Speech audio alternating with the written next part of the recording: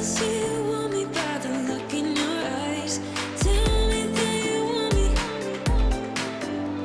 I can see you want me by the look in your eyes. We come alive. We come alive.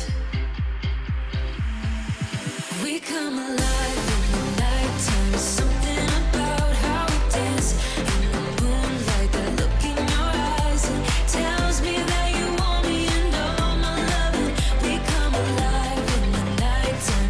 You and I, we come alive. Oh, we come alive. Yeah, we come alive. Oh, we come alive.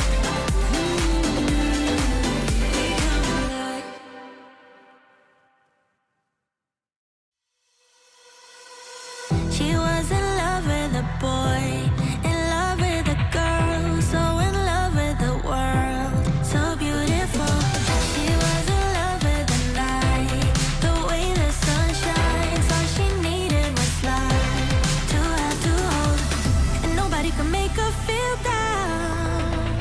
She was always smiling from ear to ear, and everybody wondered around, will she ever know the feeling of tears?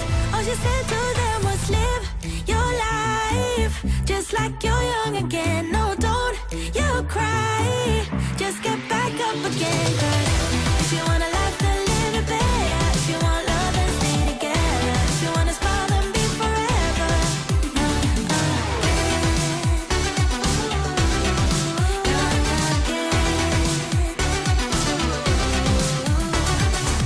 She was the curious kind. To hate, she was blind. Always love on her mind. Just come on, me. She couldn't quite figure out what fear's all about. So she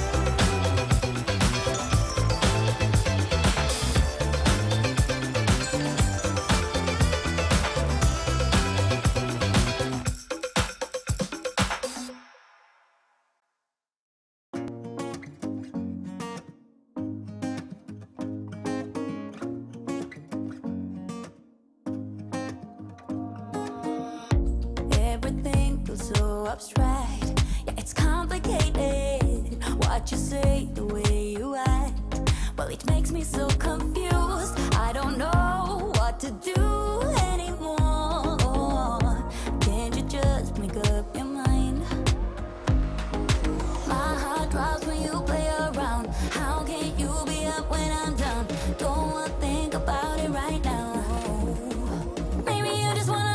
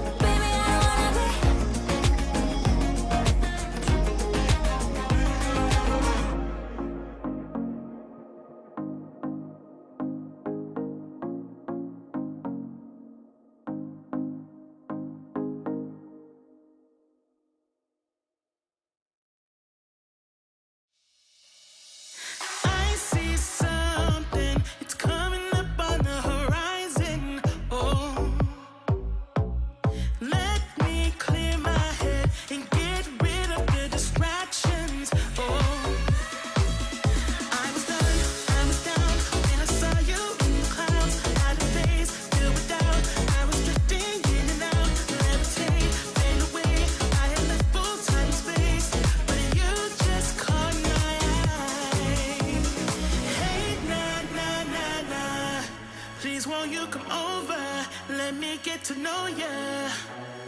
Hey, nah, nah, nah, nah. Delve into emotion. Leave us in this moment.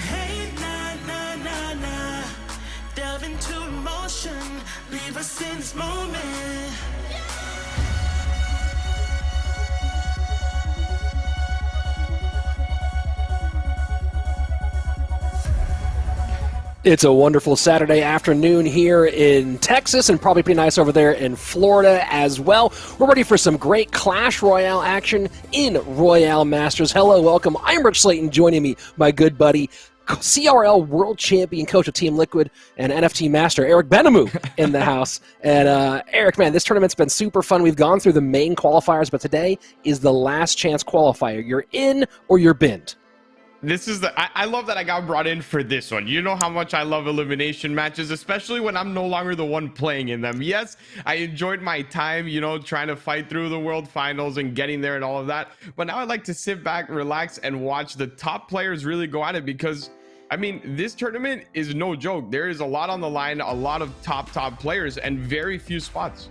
Yeah, not very many spots at all. And of course, a few people will sneak through to our playoffs next weekend. Today's going to be a 2-day format. We'll get into that in just a moment. But man, you talk about big names in this one. If you look through the signups for this one so far, Eric, there's been some crazy names all the way from the top ladder one tricks. I think I saw Agony King in there. We'll see if his stuff comes out, to world-class CRL pros like Air Surfer and the current world #1 in Mohammed Light. Yeah, Mohammed Light's pretty good. I think he's pretty decent. And we also have others that are like, you know, in between both. Wero, one of the best players in the world when it comes to ladder, but also one of those players that is making a breakthrough in competitive. He's been playing week after week, and we've even seen players like Diego B, our old retired players that, you know, make an appearance here and there. And I think that's what makes this so much fun. You have the complete rookies, the all-time high veterans, the world champions, the retired players, and it brings it all together. And I'm thinking we're going to see some upsets today. We might see some mischief and mayhem. First, let's look out and see how today's show, how today's competition is going to proceed as we evaluate our format here. This is the open qualifier, last chance qualifier. In each method we have for 2 days of competition. Day #1, that's today, will be Swiss brackets, 4 groups of Swiss brackets, working your way back and forth, trying to stack up those wins. And we're going to get 7 rounds for each group, and the top 4 will go on to tomorrow, our day 2. Top 4 from each group, that's 16 players who will go on to day 2, same time, same place, right here tomorrow, for a single elimination bracket. Every single game tomorrow, every match tomorrow will be do or die, single elimination. We do have a third place game to help figure out who's going to make that top 4 spot, but of course, there's only a few spots for that final next weekend. Yeah, and I love this format. You know, it really ties into what we already had in CRL previously. You have that first day of Swiss, and the beautiful thing about Swiss instead of round robin is that you continue to match up against people at your level. Round robin, you could just be lucky, be placed in the right group.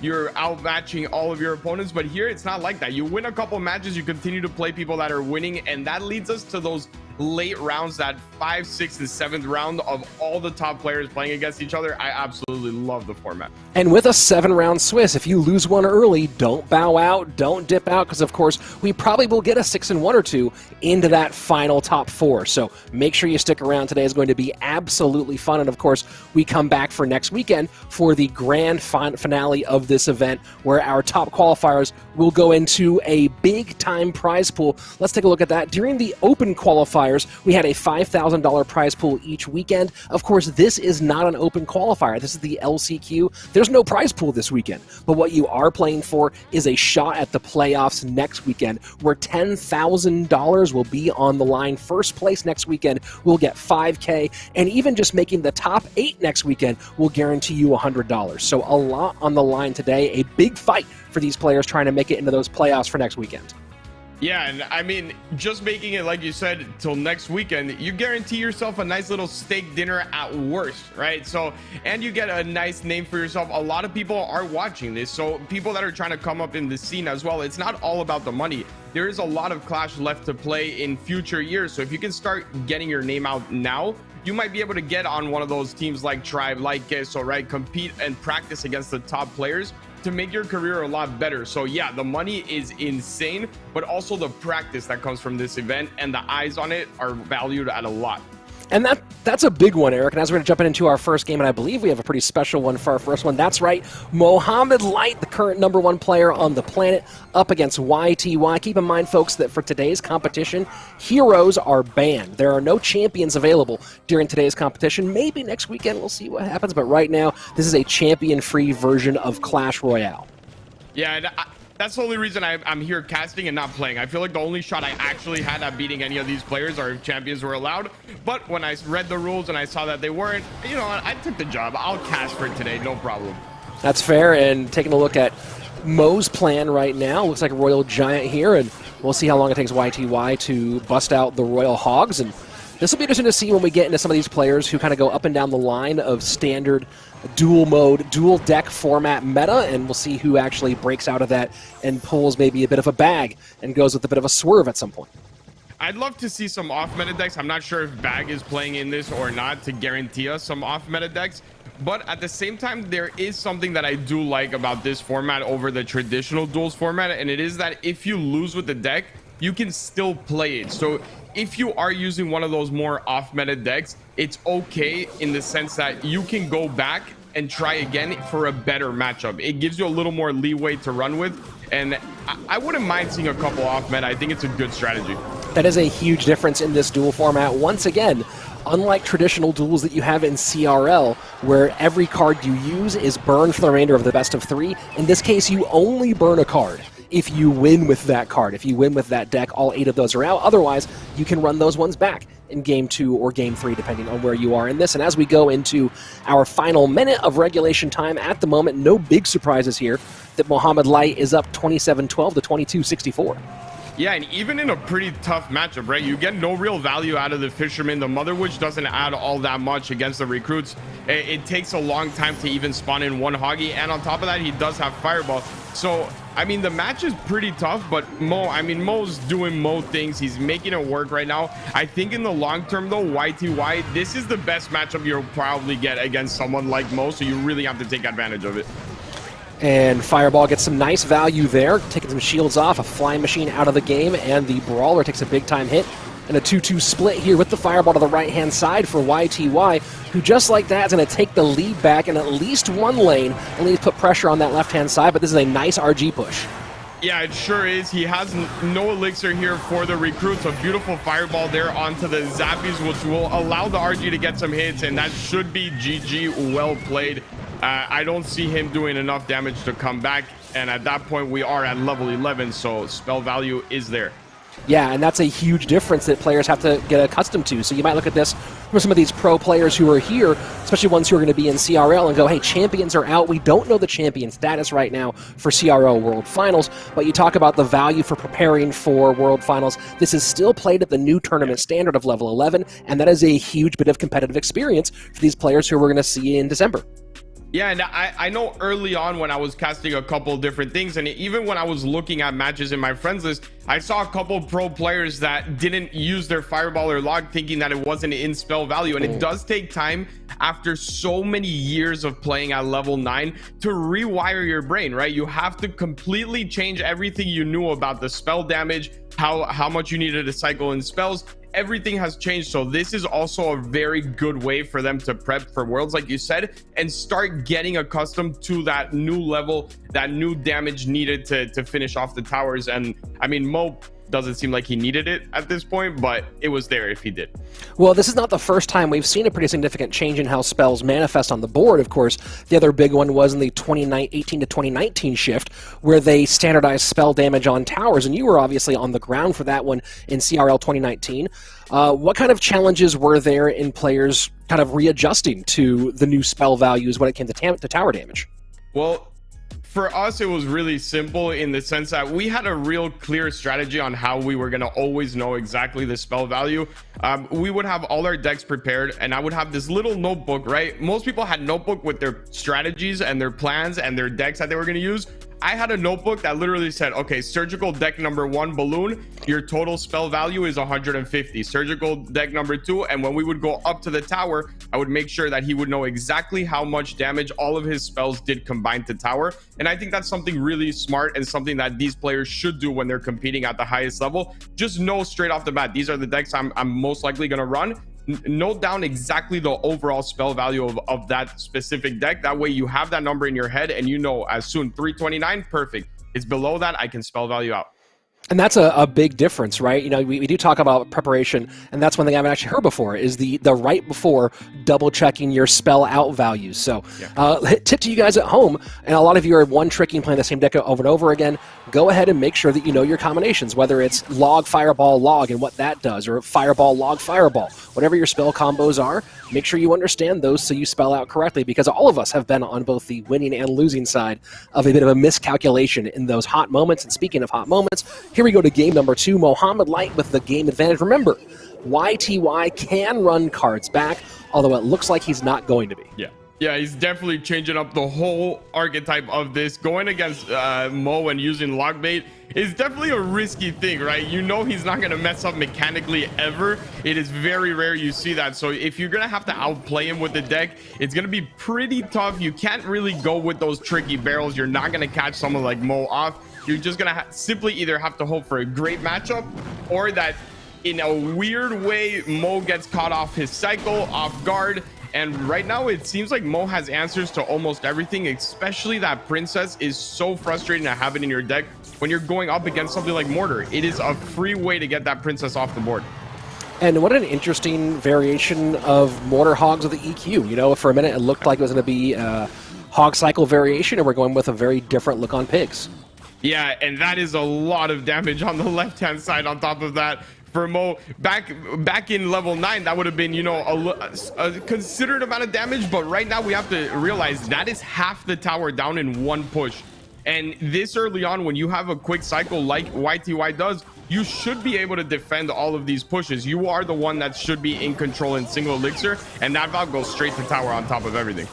Yeah, Val going to get 2, maybe 3 swings, and oh my gosh, devastating here. Yeah. And YTY's journey at the RoyaleMSTRS Last Chance Qualifier, not over yet, but certainly in peril early on. Yeah, and I mean, also probably not the luckiest of Saturdays for him. I would not recommend to go buy a lottery ticket for sure, in the sense that you could have matched up against, I don't know how many players are playing today, like 200, 400 plus, and you got Mo in the first round. Yeah, it's a bit unlucky in that sense. Princess does pick up on the Mortar, Knight to defend, but Princess will go down nice and easy. And as that Knight gets close, does he control the Mortar shot? And he doesn't control the Mortar. So if you wanted something to put the nail in the coffin, there you go, folks. Yeah. EQ going to do 210, I think it is now, under the new balance. So not quite there yet, but pretty darn close. Yeah, I mean, it's game over regardless. The cycle is going to be there. He has so many defensive troops as well, even if he didn't get that down. And Mo with a nice start here, like, I mean, as expected, right? Yeah, you know, I've heard he's pretty good at Clash Royale, so GG, well played for your world #1 at the moment. And YTY, better luck next game. You're not out yet, but Man, as he said, that's a pretty poor luck of the draw to get here to open things up. Yeah, I mean, Y2Y, if there's one thing I can promise you, is your next opponent will be easier to win. Then he pulls Air Surfer next game. Oh, boy. Yeah, I mean, the first couple of rounds are where you kind of are luck-based on matchup. The nice thing about Swiss is that later on you do play people of your same range.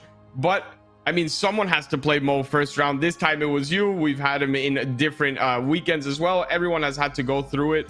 And if you can't take anything away from it, it's the fact that you probably got to play against and practice against the best in the world right now, which you probably would not have had that opportunity at any other point. So you can really measure where you stand skill-wise. And I think that's something that you can take away from this. Yeah, most certainly. And some updates here for you. We're going to see if we can jump in and join Air Surfer against Paradox in Group B right now. Air Surfer up 1 on his opponent. Jonah, former ladder number 1, the E-Golem Battle Healer Stinky Cheese player. 2 O's, Jorge Luis in the opening round in that group. We'll get some more updates for you on other results as they come in. Yeah, and I mean, he hasn't been able to play E-Golem in a while. That has been off meta for as long as I can think of. Just everything counters it right now. I'm not gonna say I'm not happy about it, because there was very few things more infuriating when I used to stream than to be on stream and, you know, I'm all hyped up, I got the music going, and then I just have one E-Golem push with everything behind it, and that was the end of my stream. You know, okay guys, I had a lot of fun playing Clash, I'll see you tomorrow. And I know a lot of people have that same sentiment, especially when you're competing for this amount of money, right? Like it would suck to go out like that. Some more notes in here. CRL World finalist this year, Yuya out of Japan, gets a 2-0 against a guy named DC in his first round. So Yuya does go into the winner's circle here for our next one. Adriel, the very, very talented Dominican rookie, gets a bye in round number 1. So he'll slide on through. Rookie, right? Nice and easy. We'll go with rookie. Yes, we'll go with rookie. But no, he didn't play at CCGS. Boss currently down 1-0 to Devik, so we'll see if Boss can recover here in the first round. Lots of results coming in, and of course, we're still trying to see if we can jump to another game here in just a moment. Yeah, and I mean, the amount of top players that we see nowadays in all of these tournaments compared to before, when we used to in 2017, 18, and 19, right? You kind of had to wait and see if 4 or 5 of them would join. This is actually a treat to be able to sit here on a Saturday where we are not supposed to be able to watch all these top players, right? CRL is technically in that period between qualifiers and worlds, where you generally wouldn't be able to see your favorite players or what they're up to, how they're adapting to the new style, the new game with that level 11. You get to see them for a full weekend here, and then you get to see them again with everything on the line next weekend. And speaking of people you don't get to see very much in here, Saint Belican is currently in the mix. Looks like he's down 1-0 to Andre 2718. Mini Minter has picked up his first round, 2-0 against Bank Alex. Omer, out of the German, Omer gets a win in 2-0 in the first round against Alpha. And the Portuguese player Lucas GSM gets a 2-0 over Dominic in round number 1. So lots of nice 2-0s for some of our known players, and a couple guys and a little bit of struggle here in round number 1.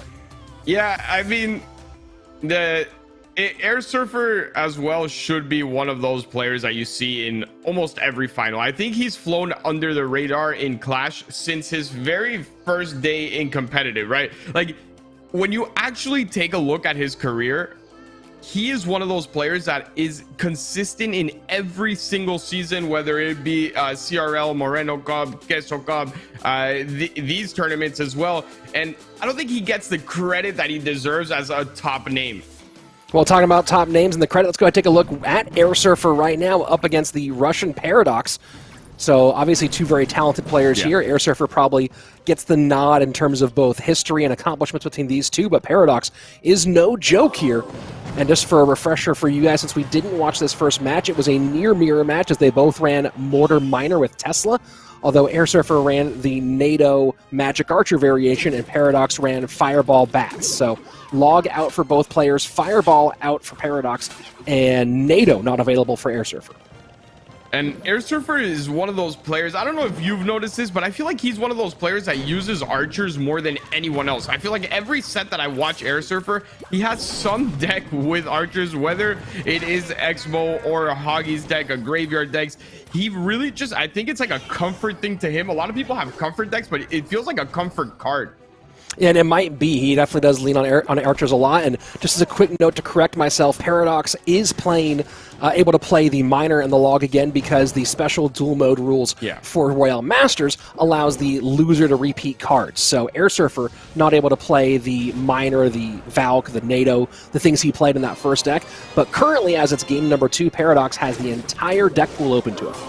Yeah, and I mean, it's not easy to defend the graveyard in general with quick cycle miner decks, but at the same time, most of them only have spear goblins or bats, not spear goblins, bats, and guards. So he has so much bait in that for that snowball that he should be able to have a pretty easy game here defending that graveyard, as long as the counter push from the defense isn't too large with that cannon card and that knight coming in the other lane, and then he has to overspend on the bridge and is basically left with only the bats or the spear goblins on defense.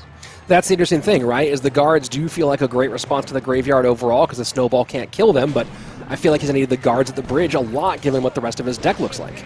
Yeah, it's all going to be about Air Surfer baiting out the guards more than anything. I think there you go. You see the guards. But overall, as long as this cannon card gets taken out on his side, he can't really push. So that was a heads-up play by Paradox. It doesn't matter if you spend them as long as you stop the full-on counter push. Mega Minion going to work on that Musketeer, bottom left-hand side of your screen. 2144 is the mark as we go into our final 20 seconds of regulation time. Sudden death on its way. Air Surfer with a game in hand. Paradox, though, with the damage lead at this stage. Yeah, and now we see Knight, and yeah, I was gonna say, now we see Knight, we probably are gonna see a graveyard push come in as well. A nice snowball there, but now you can go in with guards if you want. He decides to not do it, and he takes some extra damage that I think was just unnecessary. You wanna, in a game this close, you might as well overspend on defense. You're down to the last 2 minutes. You have so many defensive cards, and you could always just get direct damage with that miner, as well as the fact that you do have log and fireball. So moving forward in this match, I would like to see Paradox make sure he just doesn't take damage. Don't worry so much about conserving a lot of elixir. What do you think about Paradox still pressuring with Mortar? Do you think he needs to continue with that or switch to Mortar's defensive? I think pressuring with Mortar is okay in the sense that you are always going to draw out the Knight or the cannon card before Air Surfer actually wants to play it. So it's not a bad play. If you sit back, you might end up with too much pressure and then you can't handle it. We do know he has Fireball as well. So I think the offensive mortars are a good sign from him, but I would like to see Air Surfer try to combine that Fireball and Snowball all together in one big push instead of doing these like medium pushes on the bridge. It's not really resulting in much. Triple Elixir, this is where Air Surfer can get control of the game if he's able to get the sequence together. Fireball goes high, misses two bats. Those bats force out the Knight, and that's still more damage. 1334 plus Fireball, now to be down to 1127. This is a lot of trouble, but this is an opportunity right now for the American. Yeah, no spear goblins in cycle there. Obviously, you do get the snowball, but I'm telling you, man, those guards are just too difficult to deal with. If you have poison instead of fireball, it makes it a little bit easier. I just think having that triple defense of bats, spear goblins, and guards is almost impossible to win here if you're running the graveyard deck. Air Surfer going full send on that right-hand side. Guards go high this time, so it's going to be Miner and maybe Spears or Bats, but Spears go to the left-hand side. Fireball in on that right-hand tower. Graveyard not going to have enough left as the Spears go chip in. That's a GG. That's a well-played. Paradox sending us to game number 3 here. You talk about these players, Eric, and you talk about getting a tough draw in game number 1. You know, someone had to pick Mohammed Light in game number 1, but on the flip side, Mo got a nice, easy matchup for his first round. Air Surfer and Paradox, they had to be sitting here going, why did I have to get you in round number 1? Yeah, and that's the difficult thing here. For us and for the spectators, it's the best thing that can happen. We love watching this. But as a player, you sit there and you wait and you're like, okay, let's see who I get. Let's see who I get. And then you match up against someone that's at your level. Obviously, there's usually one person a little bit ahead of the other. But out of so many players, you get what, a 5% chance of actually matching up first round against someone that is at that, you know, top ladder status, top CRL status, and you actually match up. It is probably worse luck than what YTY had. Yeah, pretty rough indeed. I see a lot of people who joining us here in the Twitch chat. Hello, welcome. I know a lot of you are coming from inside the Clash Royale app. Really glad to have you here on this great Saturday competition. Again, I'm Rich Slayton, and this is Eric Benamou, CRL Casters, here with you for Royale Masters today. And right now, let's go ahead. We have our game number 3 coming up soon, so let me know in the chat. Do you think it's going to be Air Surfer, the American longtime CRL pro, from TSM to Complexity to Misfits? Will Air Surfer get the win, or will it be the Russian Paradox shutting things down here in game number 3? Go ahead and vote in chat right now. Let me know what you guys think. Eric, we're going to game 3. Is your money still on Air Surfer? My money's always on Air Surfer. You know, unless he's playing against one of my teams, then my money was never on Air Surfer. But as now a caster and just, you know, non-biased caster, my money's always on Air Surfer. I think he always ends up clutching up. Obviously, he had that one rough CRL season with the whole complexity stuff. But other than that, he's been a really clutch player throughout his career, and I think he's been even better since it's been fully individual. I don't know if you agree with me on that or not. Yeah, it certainly has, I think, helped him a lot. And, you know, I think that there was some parts of CRL team houses that put some pressure on him, having to play roles he didn't want to play necessarily, being mixed into 2v2, things like that. Now he just focuses on dialing in, getting those wins as a 1v1 player. It's been great from him. And I see some votes coming in here on the chat. I see JD Gaming calling Air Surfer. Jack, whose name is the same as Air Surfer, is calling Air Surfer. What Bayer with an Air Surfer. Zomac saying Air Surfer. JD Gaming, I guess, went twice for Air Surfer. So there you go. And then he really believes in him. Yeah. Thoughts OMG saying Paradox. So I see 1 vote for Paradox in the chat so far, and then a pile for Air Surfer. So and then try Mini Minter coming out with a Sea Surfer. So you know, you do you, Mini. Yeah. I mean, whatever makes you happy, right? And wall breakers coming out of Paradox. So I mean, he's sticking to his style, right? This is what we expect out of Paradox. Those quick cycle decks, wall breakers here. Wall breakers drill deck. We don't really see too much drill anymore, at least not from what I've seen. It seems like it has lost a lot of that, you know. I guess it was OP, so it had to have lost something. But in the current meta, just so much fireball, so much log in general, that it's hard to really get any value out of these drills, especially when the main tanks are something like Mega Knight and Valk. So it's interesting how drill wall breakers has really become the meta for drill decks. Yeah. Right? It's you know, I personally play drill magic archer. That's my comfort. I play a number of variations on drill magic archer. I never really loved the drill wall breakers part of it. Tell me your thoughts on this deck right now. It seems like it's getting some play, but mostly it's the Israeli ladder pusher Asaf who's doing it. Yeah, I think this deck is better lent to people with more skill than you and I. To be honest, it's one of those things where you get 1 or 2 opportunities throughout the game. You'll always be able to do some chip damage, but you need to really have in mind the cycle at all times. Get the right timing on that wall breakers and drill push, because when you watch these top players play this deck, it all really comes down to that one time that their opponent is caught off guard. You get the wall breakers to connect, the drill, then that little panic sets into your opponent. The drill ends up getting extra value, and then for the rest of it, when you look at this deck, it is very good at defending. You can almost always outcycle a second Tesla before they get their full push down. And you have that Valk Fire Spirit combo for anything like this, right? The Hoggies are never going to get much value as long as he can keep those in his cycle. So here we go, down to the final minute of gameplay, and Air Surfer choosing to run back a deck we saw earlier today from our Mohammed Light matchup with YXY, of course. It went much better for Mo in that situation. We'll see if Air Surfer can turn things around, as he is down 1537 to 1930 in the final 30 seconds of regulation. Yeah, and the scary thing here is he's having to overspend a little bit on defense because he can no longer really tank too much damage. It's getting really low level on that left-hand side tower. He did do a good amount of damage on the right, but you saw how now he had to go delivery as well as Knight. He's not afforded that, you know, this same concept of play as early on, when you could just defend with one thing onto that drill and then have it do 200-300 damage. And he was ready with that delivery. That was hovered over. That was not a reaction delivery. He was absolutely hovering that, and a very nicely played defense there by Air Surfer. Here we go, sudden death overtime, and poison for value at the bridge being played by Paradox on the left-hand side. Musketeer might get out of the last tick there, and no, it doesn't quite. So well timed there by the Russian. And that should be a mortar hit as well. And Air Surfer does take the lead. So finally, we can say that Air Surfer is going through the same motions that Mo did with this deck. But that Fire Spirit's going to connect onto tower. And it connects as well as baiting out the delivery. And now no delivery ready for those wall breakers. If Paradox can cycle really quickly here and get a full push on, it could get scary. He might tank this here on the right-hand side. Yep, and he chooses to. And that's a lot of damage, 1652. So now options for Paradox. Although he does have the lead in that left-hand lane, decides to go into the strong side of Air Surfer. Yeah, and I think that was an overall win here for Air Surfer. When you see all that elixir put in onto the tower, that's not really low. Look at the cannon card. The cannon card is actually doing a ton of work on the left-hand side. So now they're both kind of open to this dual lane pressure, but it's a lot easier to get more damage done for Air Surfer than it is for Paradox. So I think the overall winner in that ended up being Air Surfer.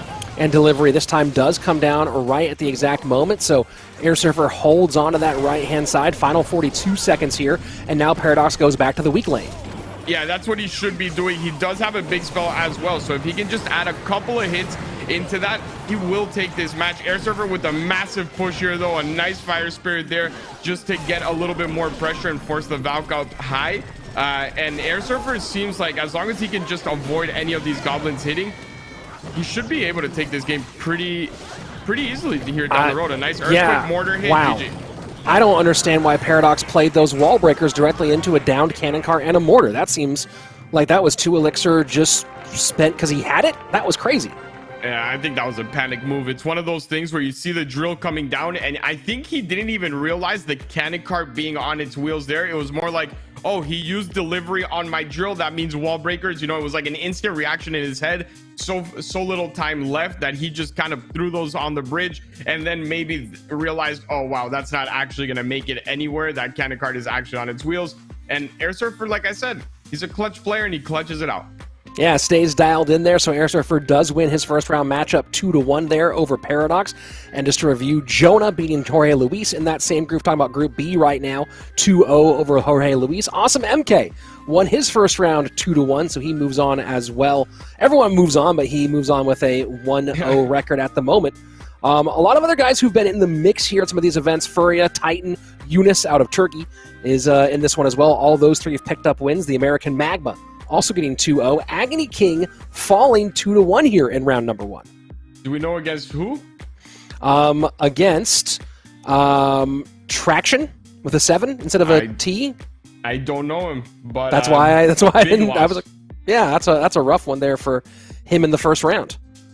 Yeah, that's you never want to start, especially in a 7-round Swiss. You never want to have that loss early on, because even when we look back to CRL, I believe it was like 11 or 12 rounds, and people with 3 to 4 losses weren't making it. This time around, you only have 7 rounds, which means probably 2 losses. You're already looking at a tiebreaker at best if you do get there. So having 1 loss in the first round and still having to go almost perfect to guarantee a spot into tomorrow throughout the next 6 rounds, which will get more difficult. Obviously, his next round should be easier because he's going to match up against someone that's 0-1. But at the same time, you could match up against someone like Paradox, right? He's 0-1, but he lost to Air Surfer. So it's not really like an easy matchup moving forward, and it puts you in a terrible position.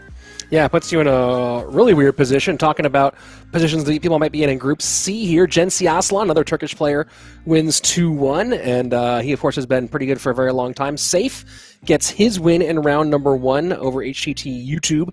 Mao, who's been in and out. He's one of those guys, you talk about guys who've been just on the edge. Mao's a guy who's been just on the edge, had some good performance. I think got top 3 once in one of Revel's tournaments. He gets a 2-0 win here. Yeah, he had like this 1 month of CR with like the CRL qualifiers, Revels tournaments, and everything where he just popped off, and it seemed like, all right, this guy's here to stay. And then he had a little bit of a dip again, and it seems like that's been kind of the tradition in his career. Once he can find that consistency, we've seen him at the top level. If he can stay at his best, he is one of those people that could be winning tournaments left and right. The problem is keeping that consistency, and that's why we give so much credit to people like Lucas, Mo, Basoto, Ruben, Mugi. It is so difficult to keep on going at the highest level for this long like they're doing. Yeah, very, very true. And consistency is the name of the game, right? It's one of those things where even I have games where I play like a god. The problem is the next game I have a game where I play like trash. So you take a look at the same thing, and that really gets into the end. It's, are you consistent or are you not? And we have some players with some consistency, including good news for fans of the American Boss, does come back and wins his matchup 2-1. So very, very good job for Boss to come on back. Wallace, also of Tribe Gaming out of Brazil, wins 2-0 in his first round. So we are just starting to wrap up round number 1 here, Eric, and get our matchups ready here for round 2. Yeah, I think Group A, round 2 is even already set up and ready to go. So we're moving quick, and we have Bedfast as well in that Group A. We saw Bedfast go down in that LCQ as well. And I mean, there are a lot of top players in this Group A that I'm seeing. It is going to be a tough end of, you know, those 5, 6, and 7 rounds where you see, you know, Mini and Mo and Bedfast and all these players go at each other. It's going to be tough to get that top 4 placing. And it's going to be very difficult. And here we go into round number 2. And I believe this is in our Group B. I'll double check that in a moment. This is Bruzani. Bruzani, I never really figured out how he does the A there at the end, but very, very talented American who really might have had a good chance at making it to top 56 had he got started a little bit earlier this year. Yeah, he's definitely wasn't able to play because of age, if I'm not mistaken, but when he was able to play, he's been making a name for himself, not only in tournaments, but also in ladder. I've seen him place very high up. And the good news for you also is the fact that I'm just going to follow your lead with his name because English is my second language. So it's all up to you. And if you mess it up, that's on you. Yep, that's totally my fault. So Brew, as we'll leave him there for that one, opening up with RG. And you know, we've talked about this a little bit. Royal Ghost is such an interesting card, right? It's not one of the cards you talk about one that is defining in terms of gameplay, but we just saw in the CRL LCQ fairly recently the how critical playing a Royal Ghost early can be. It doesn't seem like it's central, but when you talk about how that relates to bridge spam variants, it does suddenly undercut you for most of the most popular bridge spam types. Yeah, 100%. And I actually spoke about this quite often when I used to do a lot of streams, and people would ask me, what are those cards that you consider underrated, or like what are the best cards in the game? And I would always say Royal Ghost, and I would get a lot of, you know, people saying no way. And I think it's in the game single-handedly one, if not the most frustrating card to play against if you don't have something simple to defend it. It forces out so much out of you every single time. Even if it's just played at the bridge, you're always forced to respond, and it can't just be a small squishy troop. It'll take it out and then you head right onto your tower. You have to always spend some sort of tank on it. So when you're talking about how everyday Andy reacts to this Royal Ghost, you know, the Dark Prince seems like not the greatest response. It's a fine response, but not the where you want to spend based on that trade. Is Miner the move here most of the time? I guess so. You don't really have all that many answers to it. Delivery would be the best option here if you're everyday Andy. If you can just get a delivery down every single time on it, that is the best defense you have. But he's being forced to use Dark Prince a lot. And look at that Ghost, the amount of answers that it really forced out of him, right? He started off with the Tesla. The Tesla got tanked for by the Ghost, and then the RG got extra hits. The Tesla went down. He played another Ghost in the other lane. It was so frustrating for him. At one point, he had both of his Dark Prince down. They both ended up going down as well. And he was able to create nothing out of it. And here we go again with the Ghost on the right-hand side. All he's doing is throwing the Ghost down alone and forcing out something constantly. The delivery misses. And then gets pulled away by the Fish Boy. So big time shots on the right hand side, 1205. Now Royal Giant goes both directions. Dark Prince in response by everyday Andy on the right hand side. I mean, it's one of those things where I think that, I don't know what everyday Andy's experience level is. Oh boy, yeah. I don't know what everyday Andy's experience level is, but I think that when you get your matchup in a tournament like this one, in a Swiss bracket tournament, you got to take a look at who you're playing against. And you go look at Brew, you go look at him on Royale API, you go, high ladder finishes, CRL top 8 for monthly championships.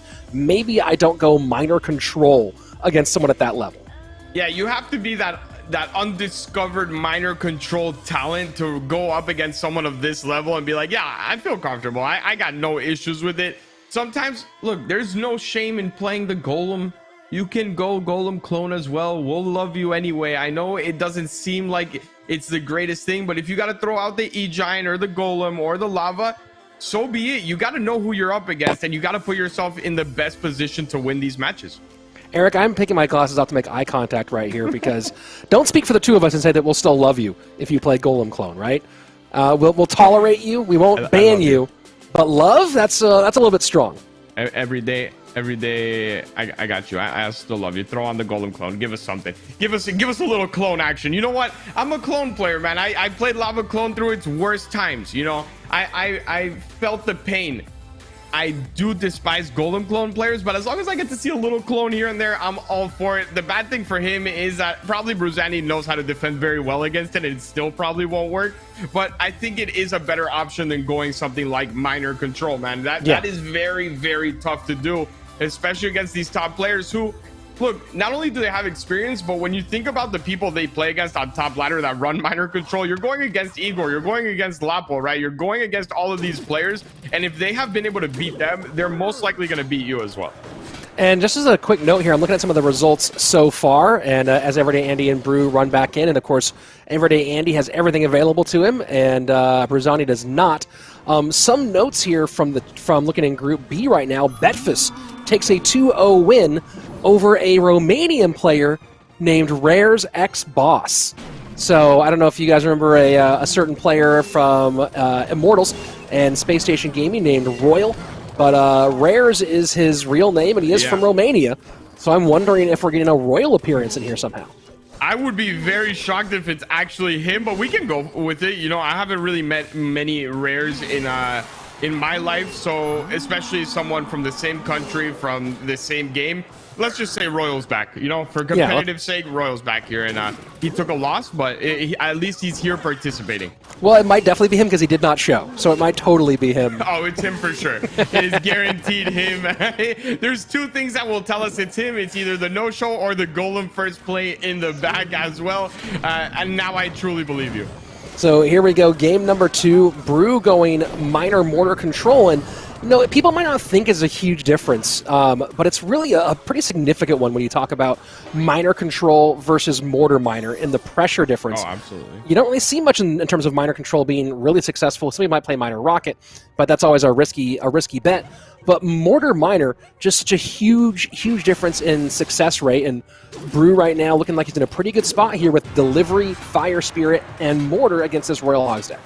Yeah, he has more than enough answers here. Obviously, that even the Delivery Fire Spirit combo alone should already do enough to make sure that, yeah, you'll get a little bit of chip damage done onto your tower, but just with that defense, you are up 1 elixir every single time. That Delivery will come down here, most likely. No? Okay, no Delivery. Decides not to. He's just not even going to need it. But look at the Ghost. Same thing that happened last time around. He had to spend that night before he wanted to. Now he gets free Hunter value, just because that Ghost would have ended up hitting the cannon as well as the tower. And I really like the fact that he's playing the Ghost up high. That's how you want to play him. You don't want to play him behind all your troops because it loses all the value that it originally has. Interesting sort of bridge spammy variation on Royal Hogs here out of Everyday Andy, and so far it is keeping him in the mix. 2471 to 2178 is the mark as we go into sudden death overtime, but it does feel like slowly but surely Brew's winning the mid game and building himself a nice little elixir lead. I don't know if you've ever played like against a lot of the pro players, even if it's just friendly matches or a grand challenge or something like that. But there's one thing that you hate to do, and it's just stay in the game, right? Like you said, it's still keeping him in the game. But what I've learned throughout my days is every time I think I'm still in the game against the top players, it's just a matter of time before I lose and they get me out of my cycle. In that triple elixir, they're usually very composed, when most other people are just straight up tossing everything they can and they end up winning the game. Especially here with that 3 Muskies, I don't even think I would have played them. Yeah, and this, you know, I should have called this on 3M. You're just so not used to seeing it these days. Yeah. Although I have been running since the update. I've been running the 3 Musketeers Royal Hogs a bit more often. I can't get around to it. I'm not gonna lie to you, I just can't get around to it. I used to love 3 Muskies back in the day, but back in the day for me is not, you know, a couple seasons ago. Back in the day for me is 2017. So back then it was a whole different game. I think you would have had a little more advantage because I used to like to play with the Elixir Pump, and Elixir Pump is basically not usable at this point, and I think that hinders the fact that they never really have to use their spells on anything other than your 3 Muskies. And twice in a row here, Everyday Andy getting completely trapped, trying to push that Heal Spirit to the right-hand side, and a perfect pickup where the Fire Spirit takes out the Heal Spirit and then goes and works on the Royal Hog. So 2 times now Everyday Andy has fed that one. Still in the lead here, but a tenuous lead as we get close, and that mortar might have reconnected. Does not get a shot on tower, though. It doesn't get a shot on tower, but it did so much for him. It got the initial hit on all 3 Musketeers, and then it even took out the other one while leaving his Muskie up and running. The only bad part there for Bruzani was the fact that the Knight couldn't get down quick enough to tank for the Musketeer, or else it would have been a disaster for him. But anyway, the end result is the same. 3M Royal Hogs, the marquee deck of halfway through the 2018 CRL inaugural season. Maybe not quite back yet, even with the Heal Spirit. So good luck, Everyday Andy, and GG well played to Brew, who moves on with another win under his belt. The one thing I can say is, I mean, I guess props to Everyday Andy in the sense that he definitely didn't shy away from using what he likes to use. Going with that minor control and then risking a 3 Musketeer deck against Bruzani here is not really, I would say, not the best decision, but at least he stayed true to what he likes. And I hope you had fun. At least it's not a good position to be in with the loss already starting off, but maybe he can turn it back around. Not all opponents will be this difficult. And a quick note here, YTY, who unfortunately pulled Mohammed Light in round number 1, wins his second matchup 2-0. So YTY getting himself back into it. A couple more updates here. Betfis is 2-0 over the maybe or maybe not Royal because of that default.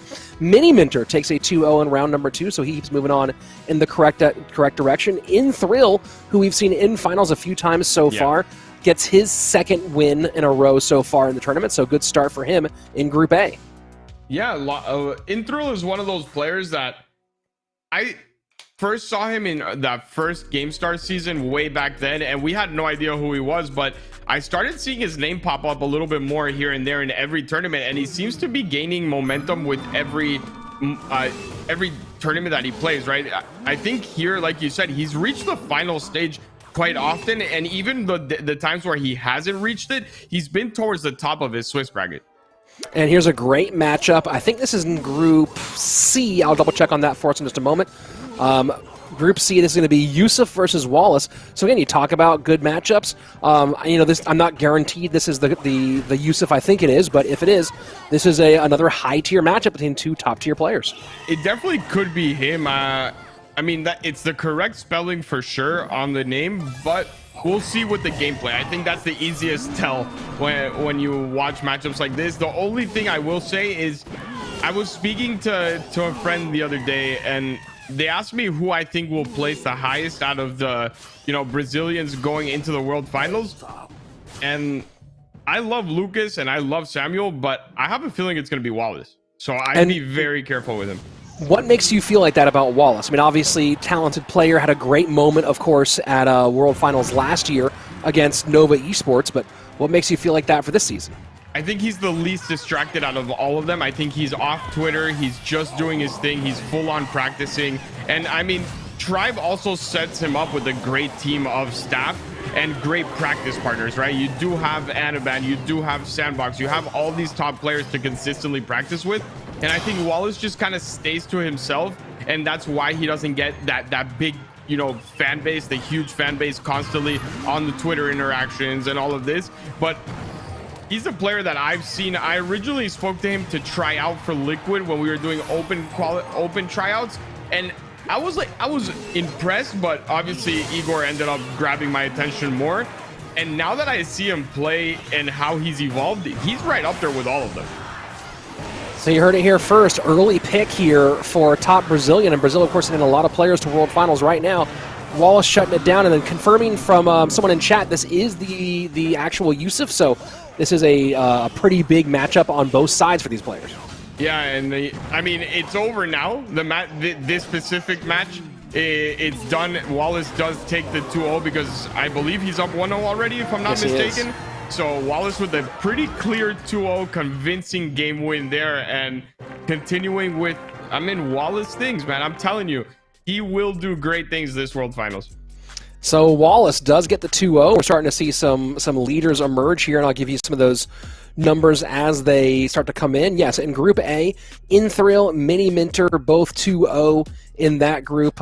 Wen out of Brazil, who we're not sure if this is the former Pain Gaming CRL pro Wen, but the name is right and the flag is right, so he is also 2-0. We'll see.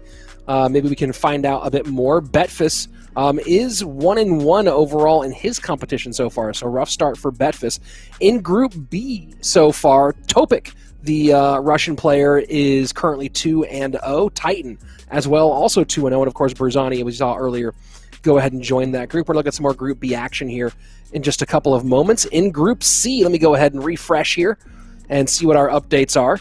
In Group C, right now, 2-0 players. Safe is 2-0. Wallace, of course, goes and joins that group. Mao, who we mentioned earlier, 2-0, and Boss on top of that. So a lot of talent there in Group C. Yeah, I'm hoping for a great weekend for Boss. Last weekend was pretty rough. Was it last weekend? Yeah, I believe it was last weekend. That was a rough weekend. So it's nice to see him not go too down on himself and be back and competing again.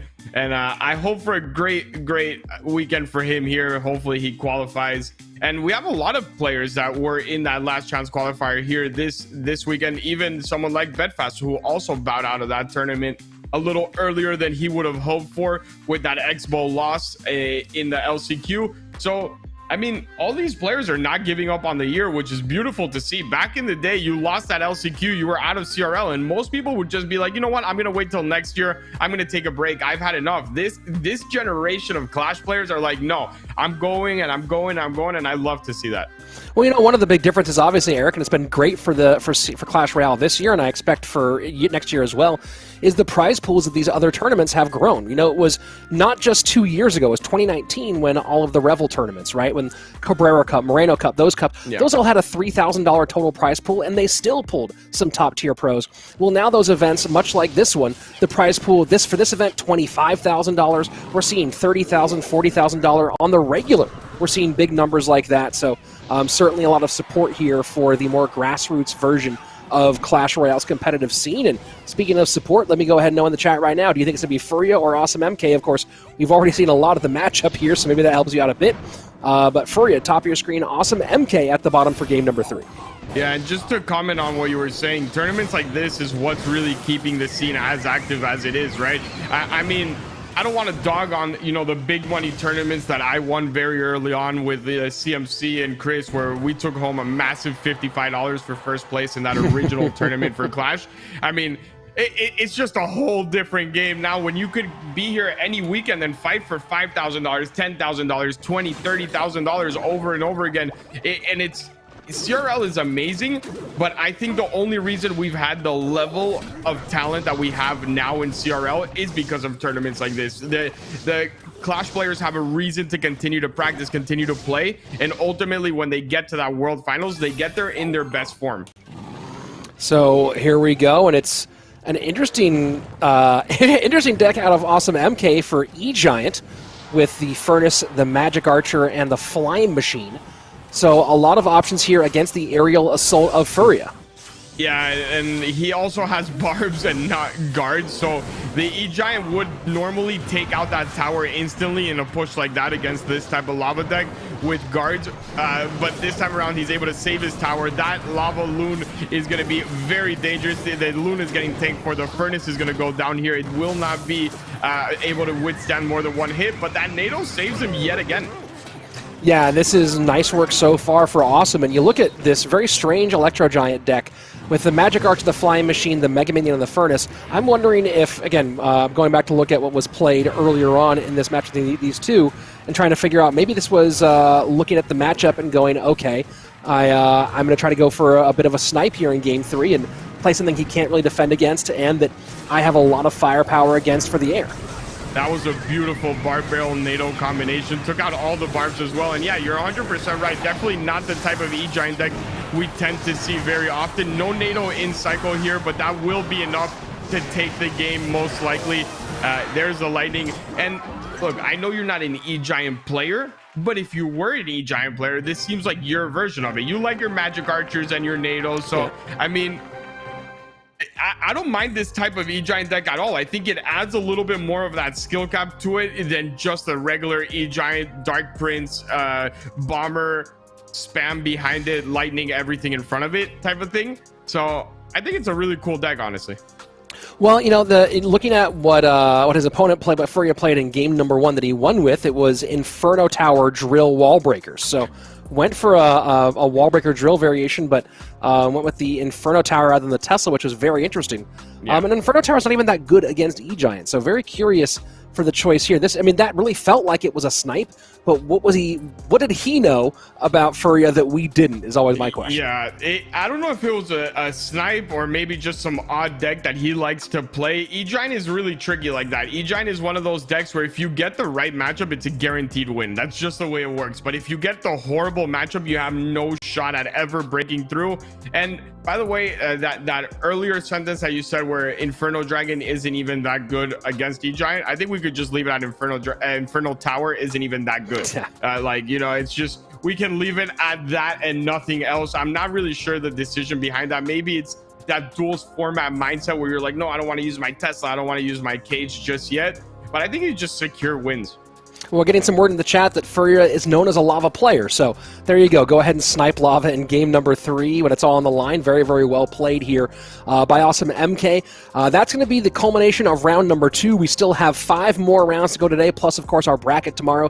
So we'll be back in about 5 minutes with more Clash Royale action. Don't go anywhere.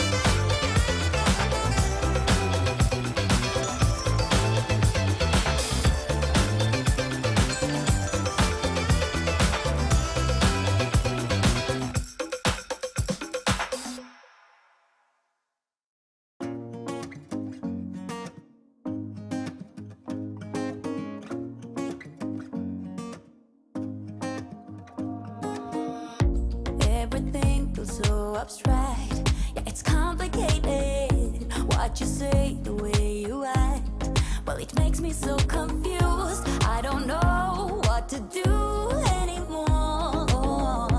Can't you just make up your mind? My heart drops when you play around. How can you be up when I'm down? Don't want to think about it right now. Maybe you just wanna be friends, but there is a fight when we are talking. Maybe you just wanna pretend, but I can read between the lines. Even if I can't deny that all the things you said are hurting, still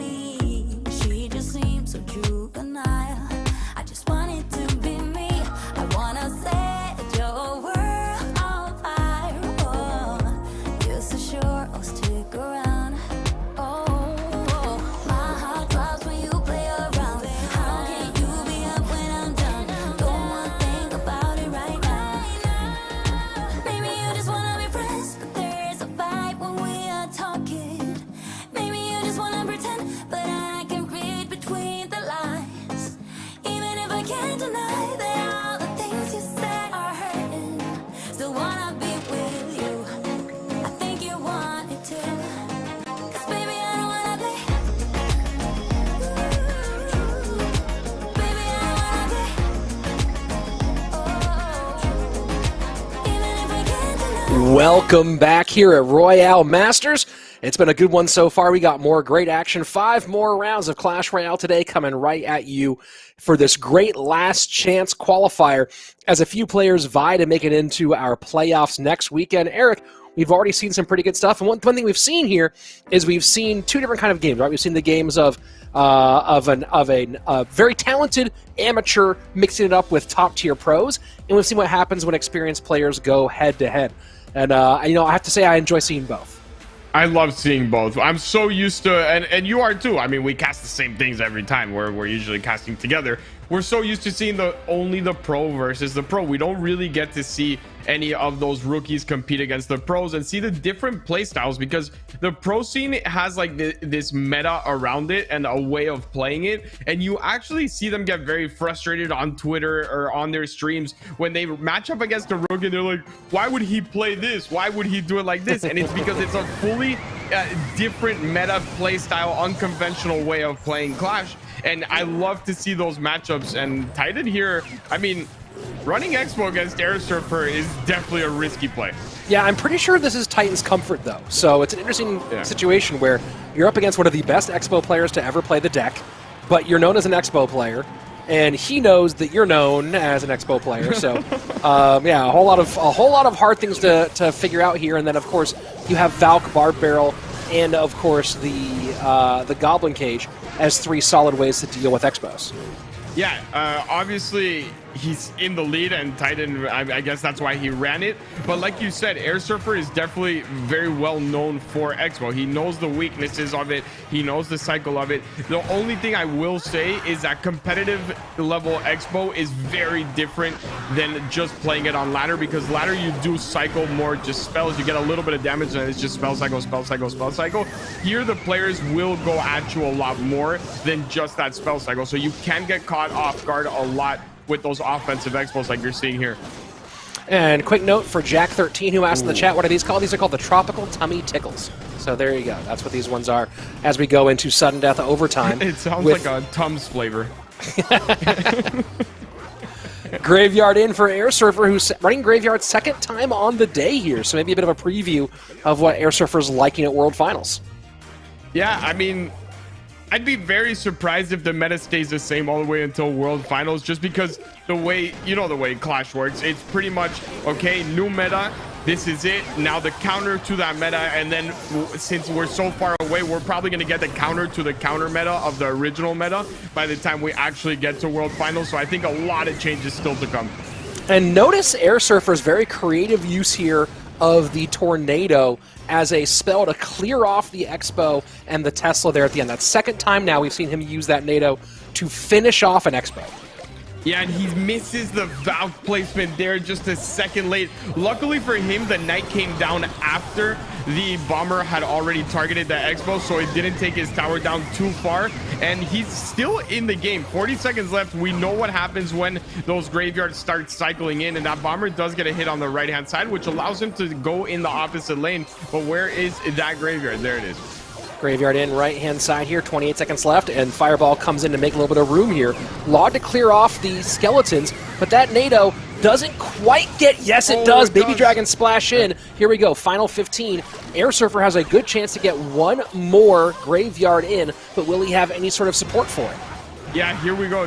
He needs to get a little bit of lucky RNG. We have to be honest with it. Here, the NATO comes in, but not enough damage. The RNG spawns up all next to those archers, and it was a good try. This is a very tough matchup when you're running Graveyard against Expo. Yeah, that's a rough one there. Titan getting the rare Expo in competitive win here. And I did see Cataskew in the Twitch chat saying, is Expo a common strat? That Expo deck was 2.9 in the past with the Ice Golem rather than the Knight.